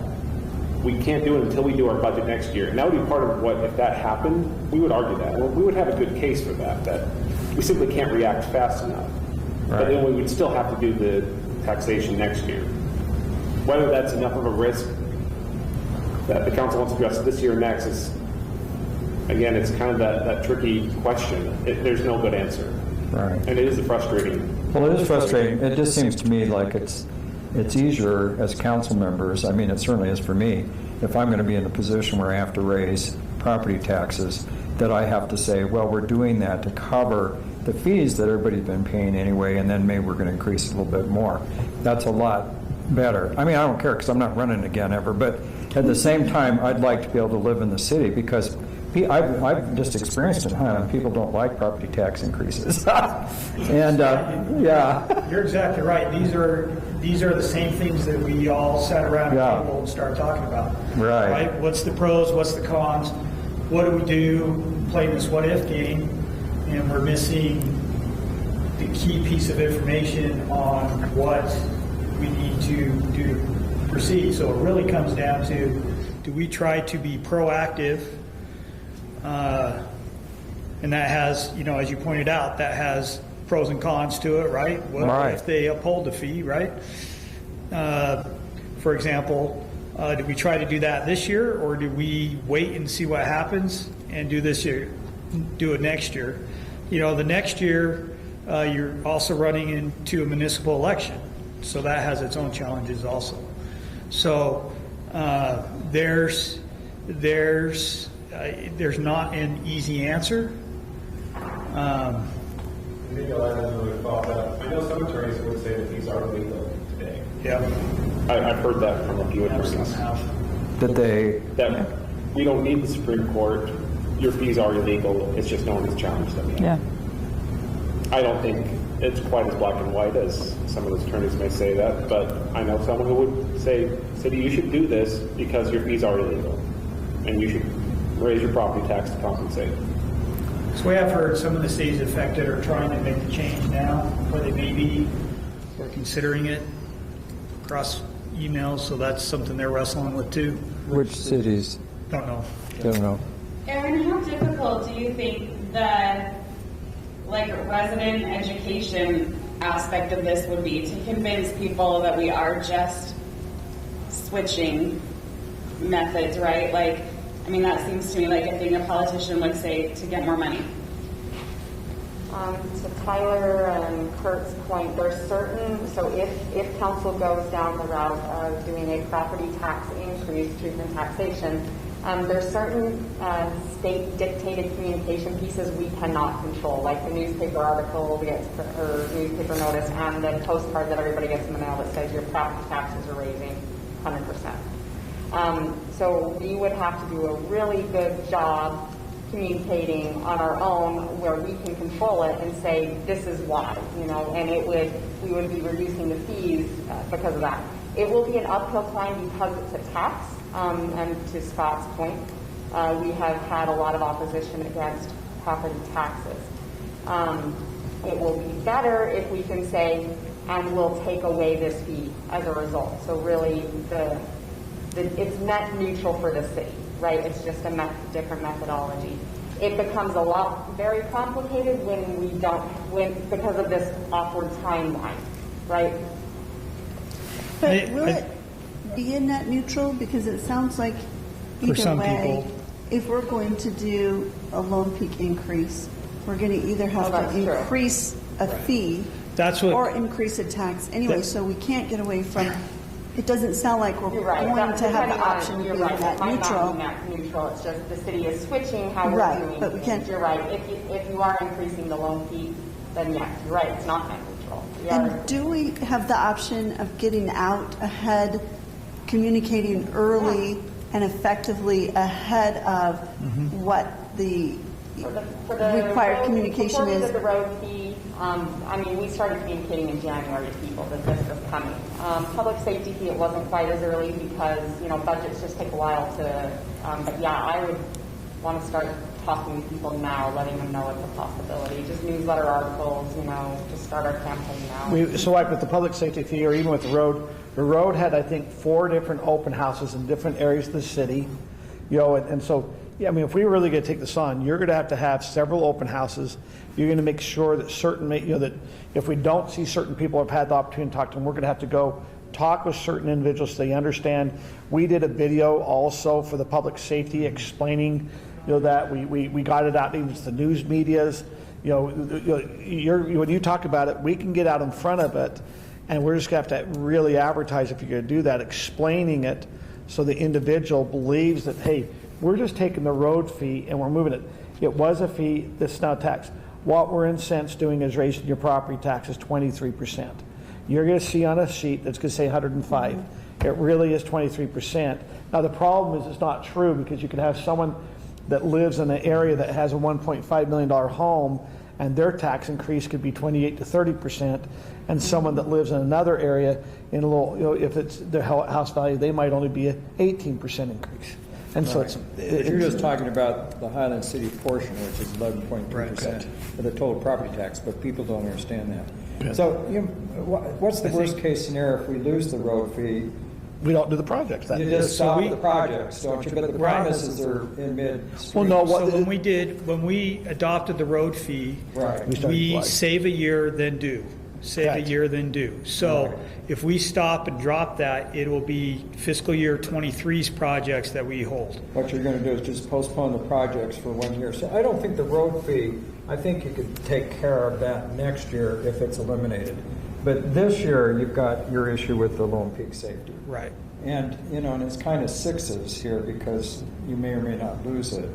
Rob's telling you there's a good chance we'll keep it. Now, I think it does. Rob's going, is that what I'm saying? It does complicate the message when you say, hey, the Supreme Court said we have to do something, And so we're going to do it, and oh, by the way, we're raising it another, 10% or whatever the number is, right? Then they're like, well, we don't trust what you're telling us, right? Is this really what you're doing? Well, you're going to have to communicate well, Yeah. because I can tell you the first thing I'll hear is, gee, you're paying the police and the firemen more, and we understand the reasoning behind that as a council. But the people say, I'm on a limited income, I'm on a fixed income, so I don't get paid more, I get paid less. So there's all these things you have to kind of think about, because there is a contingent in the city that defeats these things, and so you've got to really communicate well. But most likely, if they're working, they are getting paid more. I mean, salary increases have increased across the board salaries have within increased, but within inflation's jobs. up 7% Yeah. too. So they got to recognize inflation is also up 7%.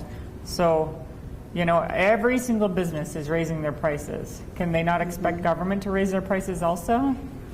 But I think the worst case scenario is that we don't get out ahead of it, so we raise a fee, and then we have to raise taxes or move to a tax. Now it feels... I feel like we have three options. Option number one is just do the Lone Peak compensation this year. Option number two is do it all this year, the fees and Lone Peak. Or option number three is do nothing. Well, no, option number three would be take your transportation and do it next year. And do that. You just don't do your public safety. Yeah. Sorry, that was with my option number one. I should have added that. Lone Peak this year, transportation next year. I think it's a hard one, though, because then we would be doing 2 property tax increases year after year. But you have a good explanation why you're doing it, because you're saying you want to increase property tax to cover a fee that may or may not be illegal. Yeah. So, I mean, next year you know for sure if it is or isn't. And I think you're going to have a hard time defending the open space fee if the other fees are struck down. For sure. Yeah. Yeah. I think that, Perception. Yeah, perception. Back to the conversation about timeline. So you have to decide by June whether or not you're interested in raising property taxes. You don't actually have to raise them in August. So if by chance the ruling came out in June or July,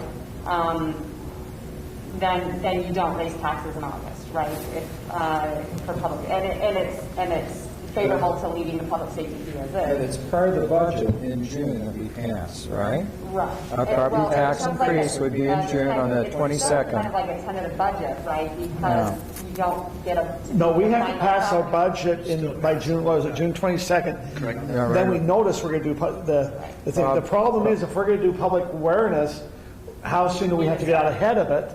Can we also start it on June 22nd or in July? That's what I say. I think you got to be ahead of it. Yeah. So there's another option, as you've been talking, for you to consider is kind of a hybrid. And Kim, I may have missed what you said, so I may be repeating it. But this year, we are addressing public safety through the public safety fee. Based on the experience last time, most people are supportive of public safety, and I think they understand what's going on. Much different than we had before on other types of increases. And then if and when the Supreme Court rules, then you can go back to the public and say they're making us change it. Right. And then But then you're going to take all the fees and move them over to a tax. right. This is a little bit But easier you have to do communication, it, but. yeah. Because you have to do it, and we don't have any other Yeah, option. so depending on their ruling, we say we are doing just transportation, and we're going to let it roll with the public safety or whatever the council decides based on that ruling. May I So ask that's an option. Another question, though. So inflation is up 7%. The city still has basic services that we've been paying for. Somewhere on that list was just city employee increases. I don't know if that's just built into the budget, but so are we also thinking about that inflation where we're going to get hit in every other area, as well as city employees wanting increased compensation? Are we thinking about that whole picture, not to mention the open space fee that I'm sure that's going to be, people are going to. Now, that's a great question. I mean, that's that's something that you'll have a piece of the puzzle next week on what, the estimated cost that we need to increase our funding in parks and open space. So you'll see that. But yeah, that's an excellent question. The utility rate updates, Yeah. That's part of it. We have to realize on some of, like when you talk about compensation for city staff other than public safety, as prices go up, so does the sales tax. So we do have some gain we get in sales tax, from what's we get here in the city as versus what we get in the state. I mean, so I think you're projecting, Tyler, was that we're up 300? You're projecting up 300,000 from last year in the. Yeah, it'd actually be closer to 400 above last year. But that's what But she that said. would help cover. That would help because offset you're going, those. okay, you've started collecting more sales tax because prices have increased. At least now we have to look at it because you might be correct that what the wage increase for employees or we have to watch that benefits. And like you said, I don't think we have that information. No, we don't have that. Of course, the other thing is our property tax will go up with the growth of the city. And Correct. We've got in the next 3 years, we're going to have 1,000 residencies, and who knows how many more businesses come. Correct. So until the city's built out, you have a little cushion there as well, because your property tax is naturally going up with the growth. But there's a cost to that as well, right? Yes, there is a cost, but you still think. So coming on, we have our public safety, we have the thing, you've brought up open space, so next Tuesday at 6, we're going to go through the open space study that will help us kind of guide. I think we got to be careful as we open up all the different fees because like you said, I think people can understand the public safety. They need to have police and fire so they can bite off on that. If we change the fee that they're currently paying and shift it over, they'll get it. We'll have to look if we're trying to do away other fees or other tax increases. Those are going to be the harder ones, I think, the public to buy off on is any other fees we're trying to increase unless we can share with them the information of why we're doing it. Right. And then you run the risk of losing a referendum and losing your public safety monies or your road monies for over one issue. a year for a percentage or small certain increase for everything else too, right? So that's one thing that we've talked about also. So lots to discuss. No decisions tonight. I mean, obviously, but we wanted to get it in front of you. Yeah, this is coming down the pipe, and we're ramping up to take care of it, and we'll get the stuff in front of you. So we get some projections. We've had some preliminary things. We've talked about increase in sales tax, and I was mentioning increase in property tax from all the development we've got. A lot of that won't kick into the budget year 23, but are we going to get maybe some projections on that? Because whenever I'm in a public meeting and stuff, we're always talking about raising taxes, but maybe we should look and see where the rest of our revenue is coming, how it's improving. So we understand sales tax, but we got to forecast if we have 263 building permits that they're going to be coming and hitting next year. Those will be homes paying property tax. What does that do to our budget? How does that help our budget? It's what you're saying. Yeah, I'd like to know, because until we get built out, there is this tremendous growth. Because I think we've got like 1,000 residencies in the next 2 or 3 years that are going to be built. So it'd just be kind of nice to see what the projection is on that. And I'd like to know on Lone Peak Safety too. I'm supportive, but when I've looked at the budget before, they already get 40% of our general fund. Plus we got a fee on top of that. So does that fund part of the 40%? Now we're going to double that fee. I'd like to know exactly how much of our total budget is going to Lone Peak Safety, because I'm not on the board. 44%, right? 44% if you take out transfers. Right. So how much if we add this, double this fee? It's another $500,000, so it's probably, 2 or 3%? Oh, no, we're talking For general fund? 15% on top of that? So you're going to be 60% of the budget. 60% of the general fund? Let us look. Yeah. Yeah. Okay. So, ready to move on that one, from that one? Okay, so it is 9:15. We have one thing that we want to hand out, and then we can see where we are. and decide if we want to kick our last one, which is the park maintenance building, to another during a council meeting or something like that, okay? So, as you know, in us working on this park open space study that we're doing, one of the key discussions has been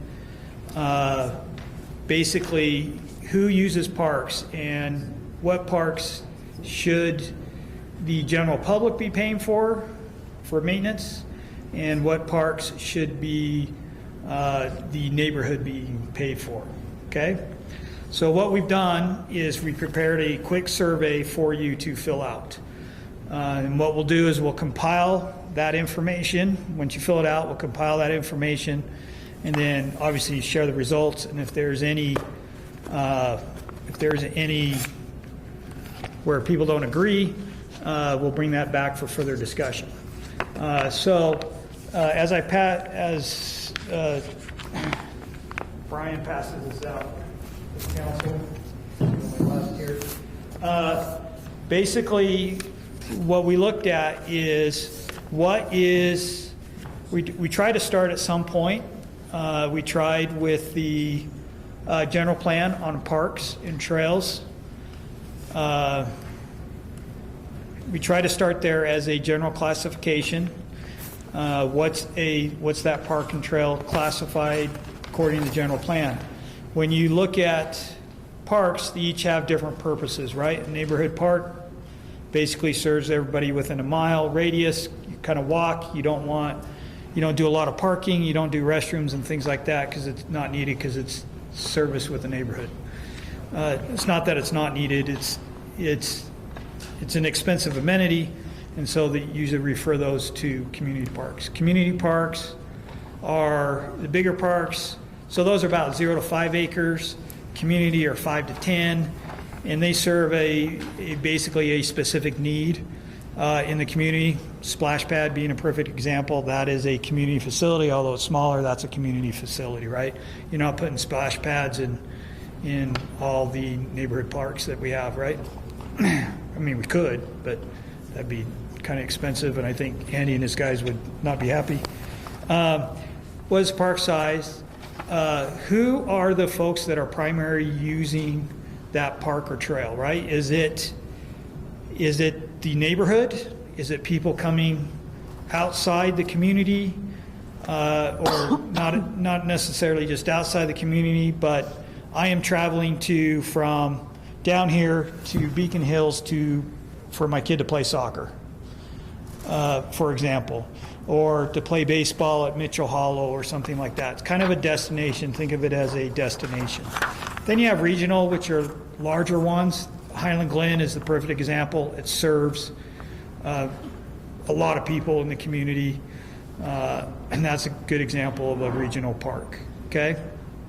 So as you go through this, you'll see the instructions that talk about, and also, where's that park located? Is it easy to get to? Is it hard to get to? Is it in the middle of a subdivision? That kind of thing. Also trails, when we talk about trails, they are probably the most accurate, I guess is a good term, because we went through the whole general plan update. We talked about neighborhood trails, we talked about city main trails, we talked about connector trails and so forth. So, where does the trail go? Does it connect to something? Can it be served as a transportation? Burdock Canal Trail is a perfect example. Can be served as transportation. Gets people, if you want to work, down in Orem, you can jump on the trail and get there. It also has to deal with funding, right? Because that core sales tax is supposed to go through transportation-related trails, not recreational trails. So what you see before you is, there are some assumptions that we made, knowing that this can change in time, right? Based on amenities and things that we install or do over time. It doesn't take into account what funds were used to build that park. Okay, so just kind of left that off on the side. For example, Beacon Hills, Some stormwater money was used to build that because it serves as a stormwater detention facility. I know there's general funds in other parks around here too that used it. So that gets a little complicated and gets kind of deep in the weeds. So we didn't go down that hole. It's not the usage about who uses that park trail is not intended to be inclusive of everything. In other words, only people from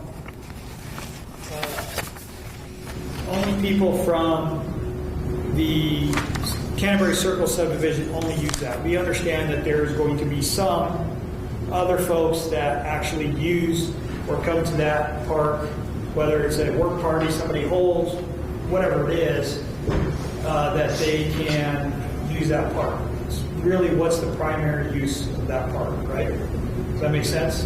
Or did I lose everybody? Yes. Okay.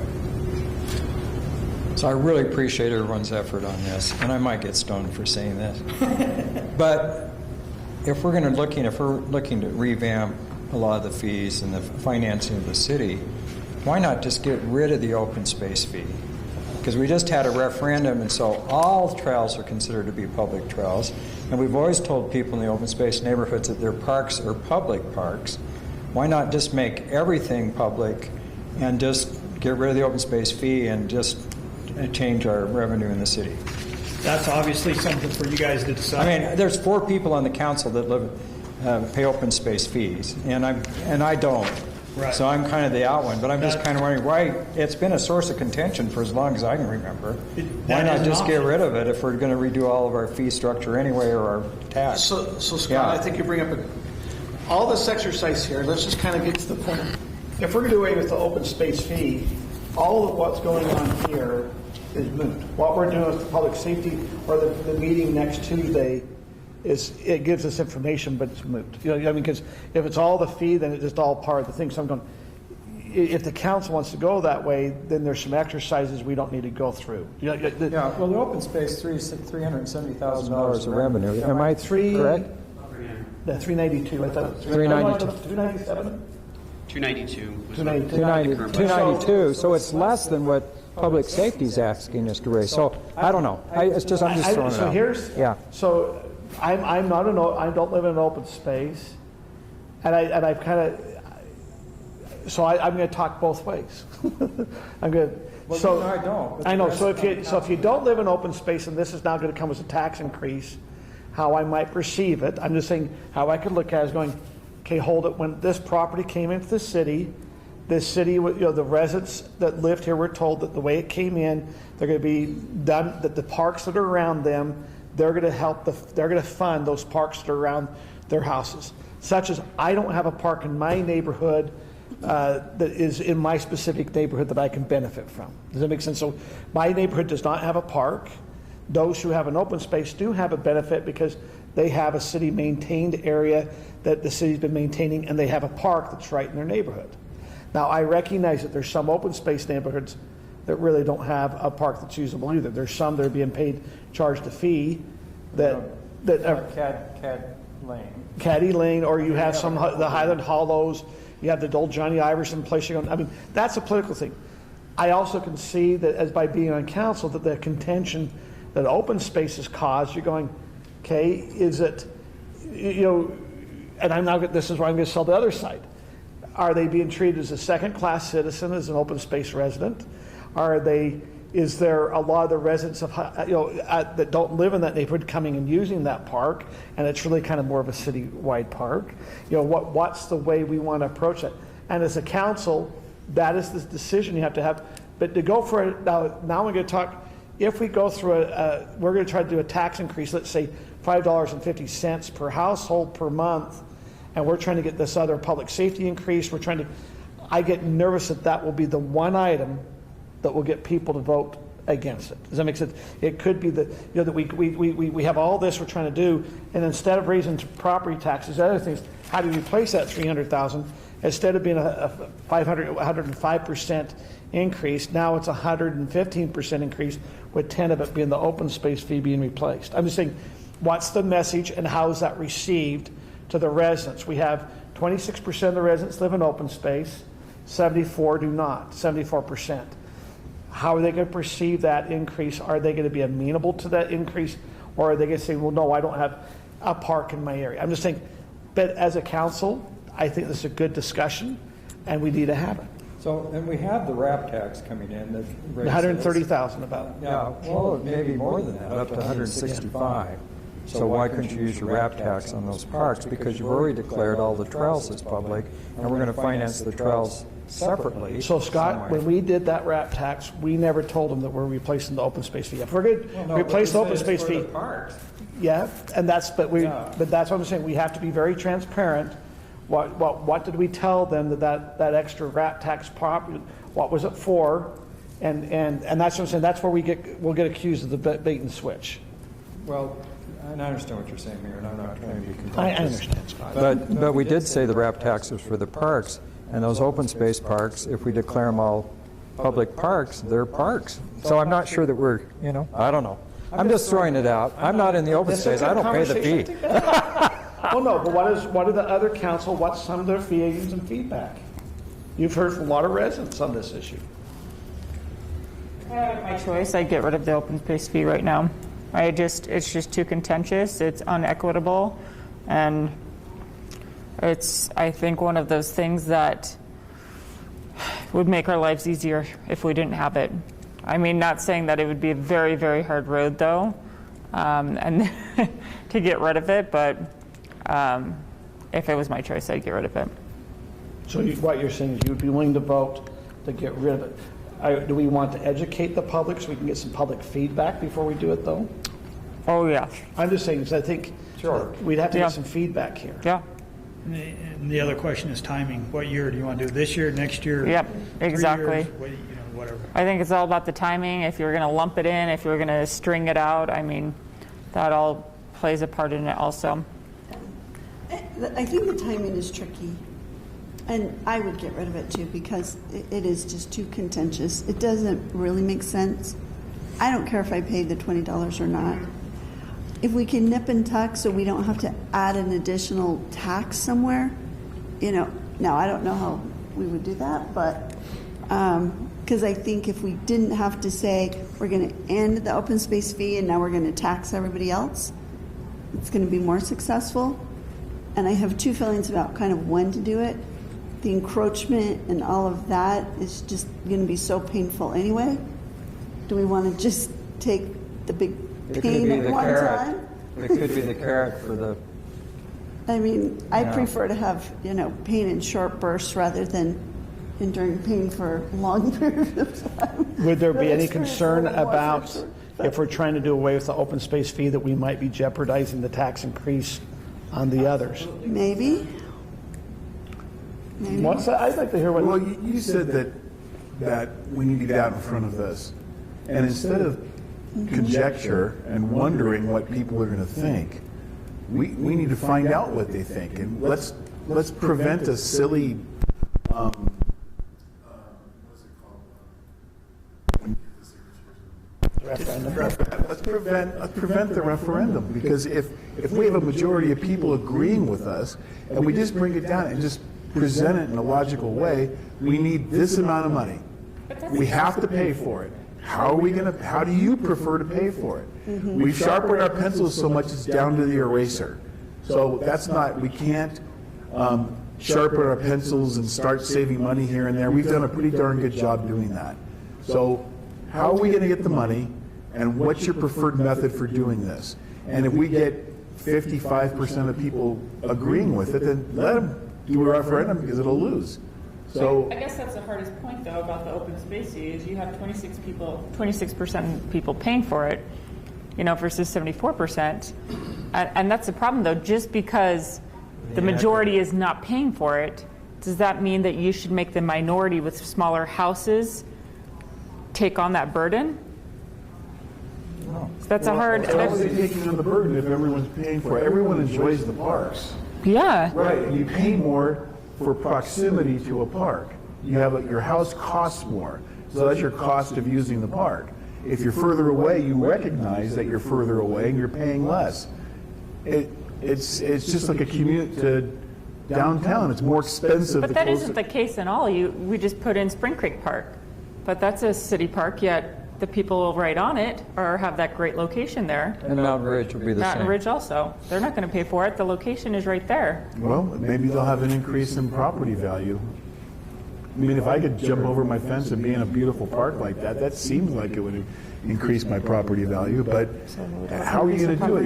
We're going to have some complex... Increase property and don't pay. So do we have some complex algorithm that calculates distance, property value, potential usage of parks, amenities, and say you're going to pay $64.18 and you're going to pay $18.12? That's silly. I think if it's available to the public, I think we either have to say it's a public park or it's not. And if it's a neighborhood park, then we got to keep people. Well, that's why I like what Scott said. They're all public parks. Make everything a public park. Just make everything a public Make park. everything the trails public. Yeah, that's what I'm saying. Just find a way to. What I'm hearing, are you in favor of getting rid of the open space fee? I think I agree. It's contentious. It's been a sore spot for, and let's get ahead of it, as the mayor suggested. We'll say this: we need money for this. How would you prefer to pay for it? And there's not an option of not paying for it unless you want to lose these services. It's just like your house. If one of the partners loses their job, you got to get the money. The rent's not going away. So I think we get out in front of it like the mayor suggests, and we find out how people want to fund the services that they're demanding. So we asked the question last year on the survey, how do you feel about replacing the open space fee with a general property tax increase? 80% of people said, I would be very unlikely or unlikely to support you in doing that. But I'm sorry, I don't speak Mask very well. What did you say? 80% of survey respondents last year said very unlikely or unlikely to support the city in replacing the open space fee with a property tax increase. Okay, well, I think we just need to be very clear. We need this money if you want these services. Which services are you willing to give up in order to achieve your financial objective? And I just think you're going to have to look at the budget pretty carefully, because we're in kind of surplus years for a little while. And then we've got these big demands and stuff. But I'm just wondering if we're going to have to revamp everything. It doesn't make sense just to look at it, because you do have the park tax coming in, and that can be used for parks. So maybe you're not really raising things more than $150,000. I don't know. The parks tax was narrowed to capital use, not maintenance use. Wow. We passed an ordinance when the parks tax came in that was going to be for capital. Well, we can change that, can't we? We can. Surf offers sounding better all the time. Yeah. Because we can't. No, I mean, if we're talking about doing it with the open space fee, we have to get way out in front of it and have some open houses and really let the residents, because if you had 80% that said no, we already are having an uphill battle to come into that. But be aware, we're also going to be trying to communicate at the same time, hey, we're doing away with the road fee, we're doing away with the public safety. Oh, by the way, we got to increase the public safety fee, the public safety. I'm just saying that's why I think the timing is very important. If the council wants to go forth with that message, we can, but be aware, I get nervous. It's that one item that could bring down this tax increase. That's the one item that I could see pull people backwards at the 80%. That you lose some, and they might try to do a referendum. Well, and again, you may want to just wait until we have this Supreme Court rule, because you could make, if they just rule and it's kind of just road fee stuff, but it still may implicate your public safety fee and the open space fee, because open space fee is kind of unfair and unequitable. So somebody could come forth and say, okay, I don't know. Brittany, what do you think? Yeah, Brittany, I'd be interested in hearing what you Just think. been awfully quiet. I'm happy to pay my extra $1 when my husband overfills the coverage.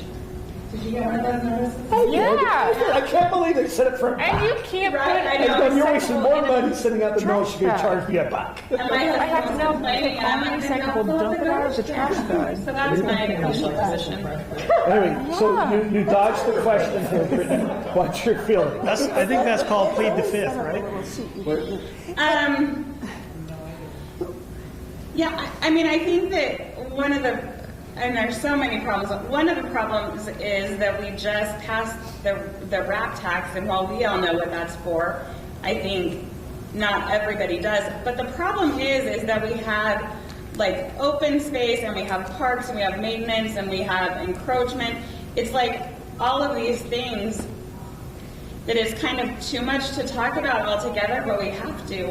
So I guess I have a hard time separating the open space fee from all of that, all of the other problems and controversies and just things that I think are really hard to explain to somebody who's not paying really close attention. So I don't know. And is there any way possible, though, to get rid of the open space fee without the message of we're going to raise taxes to cover it? But we just, I mean, how do you get past the message that we just did raise taxes to cover it? Oh, right. which wasn't, because that was for capital. Yeah, but people don't understand. Yeah, but people don't And understand. they voted what? 2 to 3. Yeah, 2 to 2 or 2 to 1, I guess, 2 to 1. So, I mean, the key is you have to replace that revenue, right? Well, right. I mean, we do have to figure that out, but. And, you know, just for kicks, you know, the initial numbers we're seeing is you know, when you add in things that we need to purchase like playgrounds, lawnmowers, staffing, you know, all that kind of stuff, you're looking, you know, $500,000+ deficit a year. So. I guess I've never, like this whole question of how do we classify it? I mean, what is the... So the goal here is for this study to work, to see is we need an acreage amount, right? We've talked about being able to pull this park out, what does it do to the fee? What does it do to the needs? How much is generated? The goal of this is to say, okay, I can pull Mitchell Hollow out, I can pull Beacon Hills out, and whatever other ones you guys decide, and say the general fund's going to fund that maintenance. Okay, now what? Now what does that model look like? It seems so complicated. It just seems like it needs to be one or the other. What It's do you either mean? public or it's not. Well, that's what the list is you come and put down if it's not, it has to be covered by the open space fee. I mean, it has to have some maintenance mechanism, you know, the funding. Are you funding it out of open space, or should it all be from general fund? That's why I brought up the question when it started coming up from Scott with the open space. Are we doing all this if the council is all saying we're doing away with the open space fee, then it doesn't, all this other exercise is just spending time that doesn't We're matter. wasting money with Fred and time and all that stuff. But I mean, the result of an open space study, I mean, clearly there are neighborhoods who are paying a disproportionate share or who are not. And so I guess I'm just trying to decide what we're going to do with that information. Are we going to put it on a tiered system? That just makes it so complicated. So, I think I mean, you pull out those big parks, you pull out the big parks and you say that they're city parks, but then do you also have to pull out all those neighborhoods like Patty Lane who really don't have a park, and then what's left? You're bringing up very, I mean, Those neighborhoods that have parks but aren't paying for them. yeah, but no, let's assume you go pull out Beacon Hills Park. Let's just you pull out Beacon Hills, now everyone up there says, well, hold it. I thought that's what my open space fee was going for. Does that make, and so it causes your message there gets convoluted. I mean, I get it. I understand what you're saying with the open space fee. You got to find the revenue, but you have to be careful, like we said. The survey saying, well, 80% of the residents, and just if you're not paying the fee, they're always going to fight if it's a fee they don't want to pay.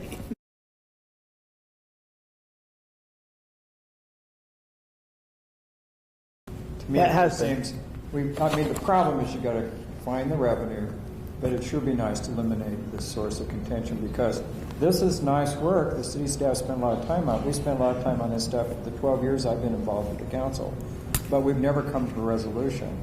And I just think get rid of the open space fee, make them all public, and then let's look at ways to finance them. And, you know, the people around Mount Ridge Park, they're going to benefit greatly from having that park, and they've had a lot to say about that park. So maybe we just need to say, okay, why can't you pay some towards it? You're next to it. Same with Spring Creek.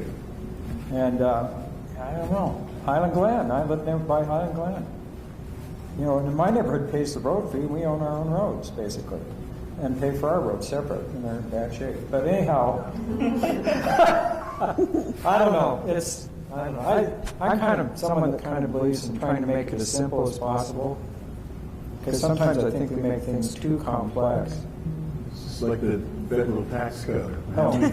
Hundreds of thousands of pages, it's silly. But it almost feels like we should put something else on hold and put some of these things to bed.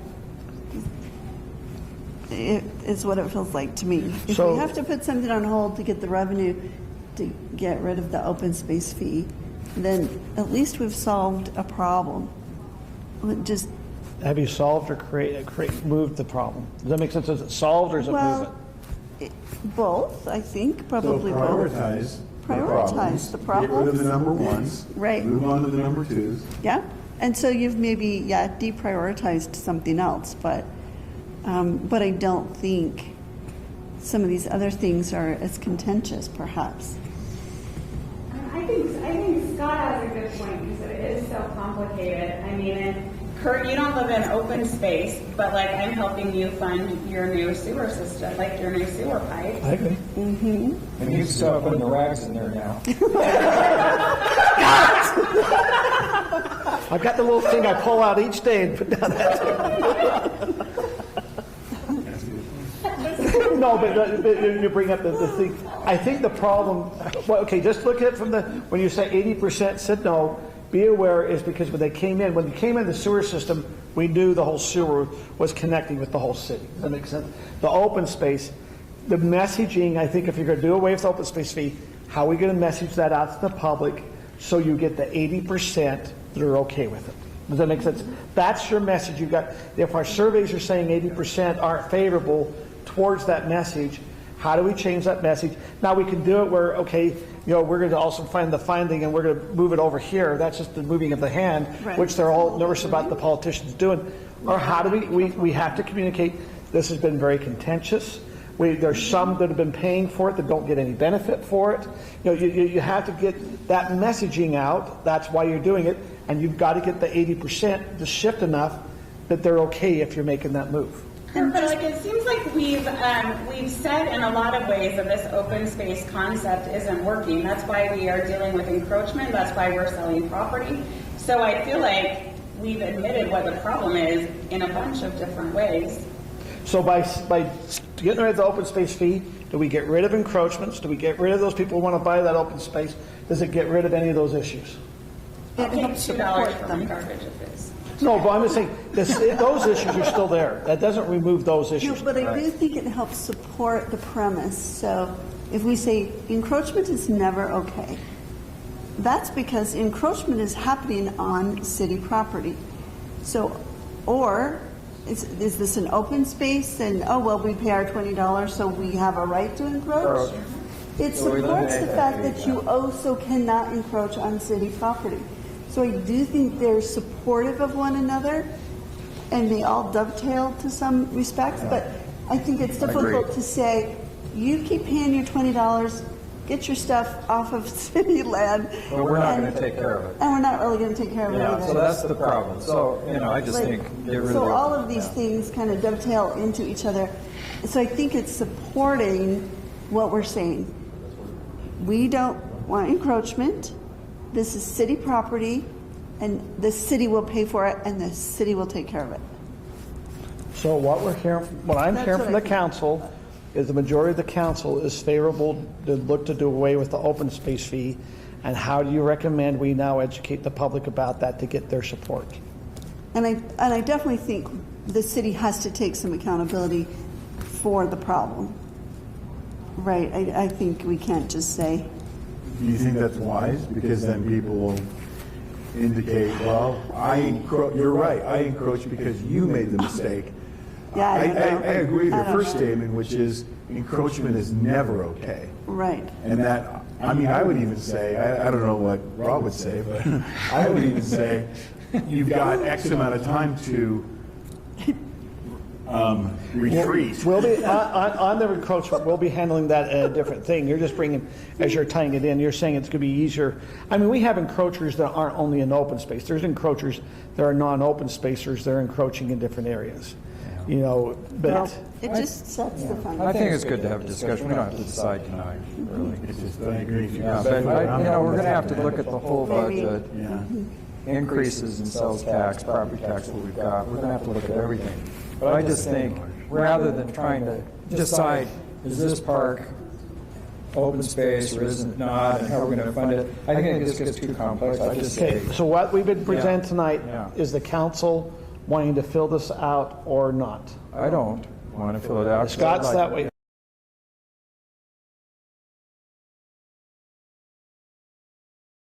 City Park.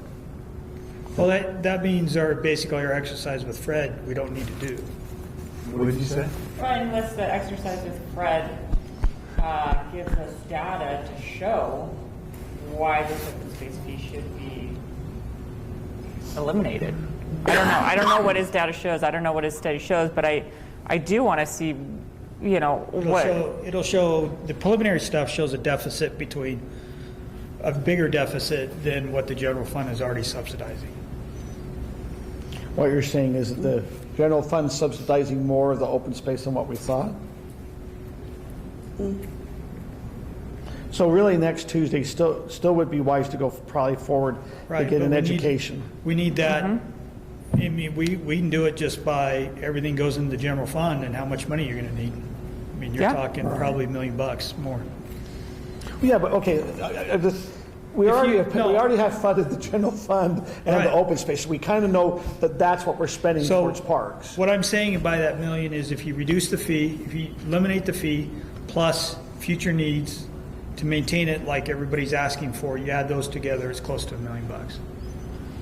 Well, let me ask you this question. Let's assume they're not paying a fee. Do you think there's assumption on maintenance comes down?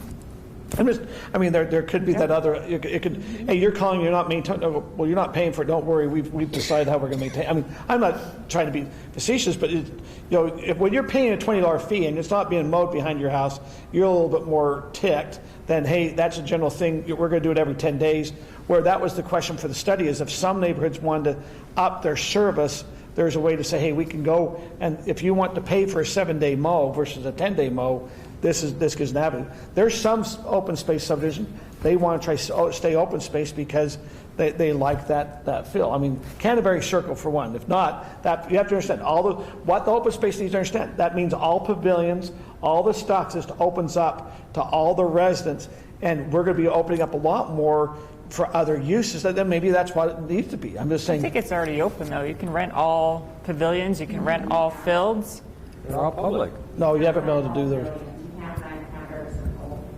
We only rent pavilions that we have services to handle it at, so pavilions that we have parking lots at. So the Canterbury one is just a first come, first served small group. Like she brings up a good point.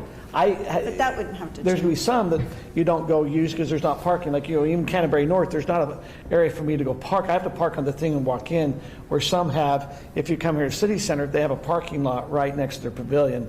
That's what a lot of people probably want to come But into. anyone can still go use Canterbury. Correct. It's still But open. what the mayor says is right. There is a sense of entitlement. I mean, we've dealt with it a couple different times. In those, you take Wild Rose.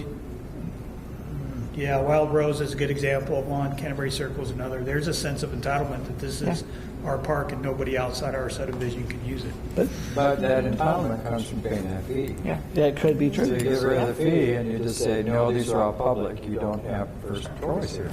I don't know. And it's easy for me to say because I'm not in open space. But Scott, have you always, is this evolving thought, or is this what you've always thought? I'm not asking to, try to catch you. I'm just curious. this is kind of evolving on my part because I've watched this contention for 12 years. Yeah. And it just seems like if we're going to address all these other problems like encroachment and what we're going to sell and what we're not going to sell, why don't you just get rid of the big source of contention and figure out some way to finance it? And I understand where Nathan's coming from. But at the same time, I'm always an optimist. I just think there's a way we can do it. So let me just, as we come, it appears there's at least 3 or more council that would like to look at getting rid of the open space fee. The question for the council is this the year you want to try to tackle that, as we just went through the transportation fee, the public safety increase? Are you wanting, you said let's pull the Band-Aid off. Be aware there's, as we got the public, we might morph and change. Are you wanting to try to tackle that this year, and we want to direct staff and we start to get that information out there that we're doing away with the open space fee and we're going to try to take care of it all this year? Is that the message we want to send? Are we ready to start moving that forward? My gut feeling is this. I'd like to see it gone. But I would wait until you get your Supreme Court ruling on fees, which may just be the road fee, but it may be broad enough that it affects all fees. And if it does affect all fees, or it looks pretty broad, I think you've got a really much better argument. It makes it easier. So that... Yeah. Well, I'm saying 23. I'm saying 23, look at it, but you've got your Supreme Court ruling. Because they may come out and say, all these fees are not right, because somebody, all they have to do is have somebody from the open space say, how is this equitable if those others aren't? You know what I mean? So maybe wait until you get the judgment on it and go forth this year and then decide. But I don't know. That makes sense. It's kind of kicking the can down the And road. that ruling can be really broad or it could be really narrow, right? It could add, like, it could answer nothing really. If it's broad, then we have to fix things. Yes. I'll say this, the way that appeals work in Utah courts is every appeal from district court goes immediately to the Supreme Court, and they can decide whether to keep it or kick it down.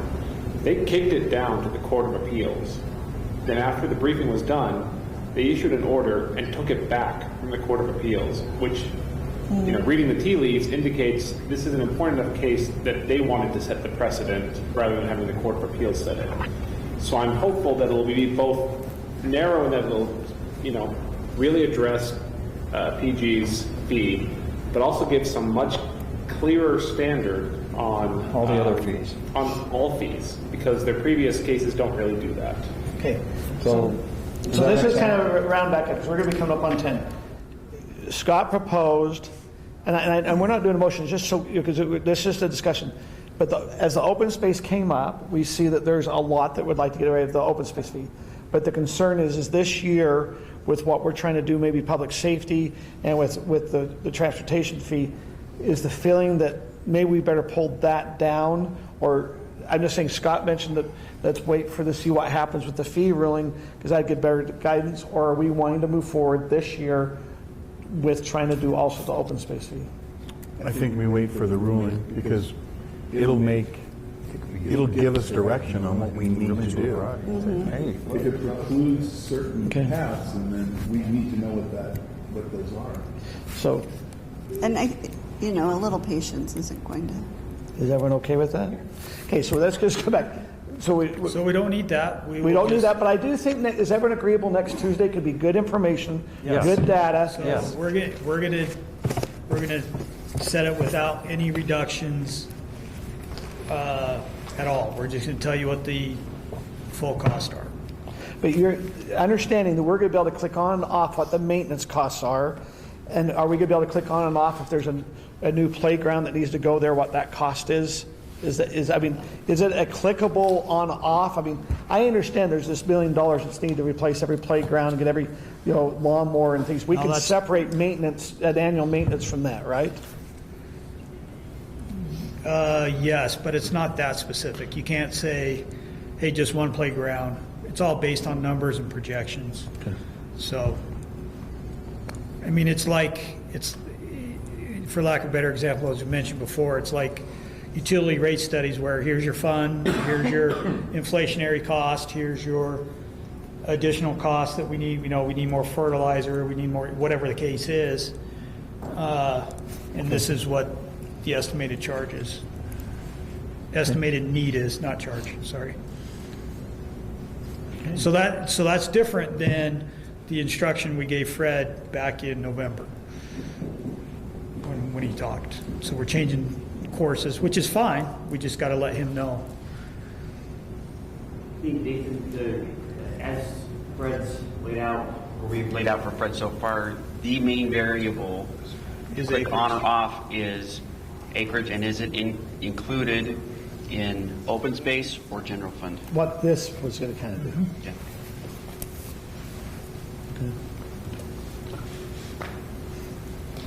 Okay. And we'll save, the last one's park, update on the park maintenance building. We'll save that for a discussion item with the council.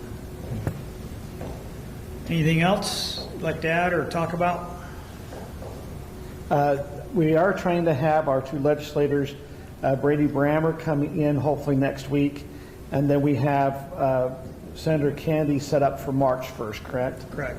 Next week, I think if you can start watching what's out there legislative-wise, is probably time we start to talk as a council what bills we're starting to see that might affect us, just so we can all start to, kind of come up. I think the bills are starting to come out, and we're starting to see some direction. So Chief Williams, if you could kind of help, maybe next week we'll talk about legislative things. If you could help us what you're seeing public safety or with fire, because there's. Hey, are they going to take them from tier 1 to tier 2, or tier 2 to tier 1? What that might affect, what's going on. We need to kind of get a better picture of what's going on legislative-wise, I think. So, Mayor, so Brady's Representative Bramer's coming soon. We're hoping.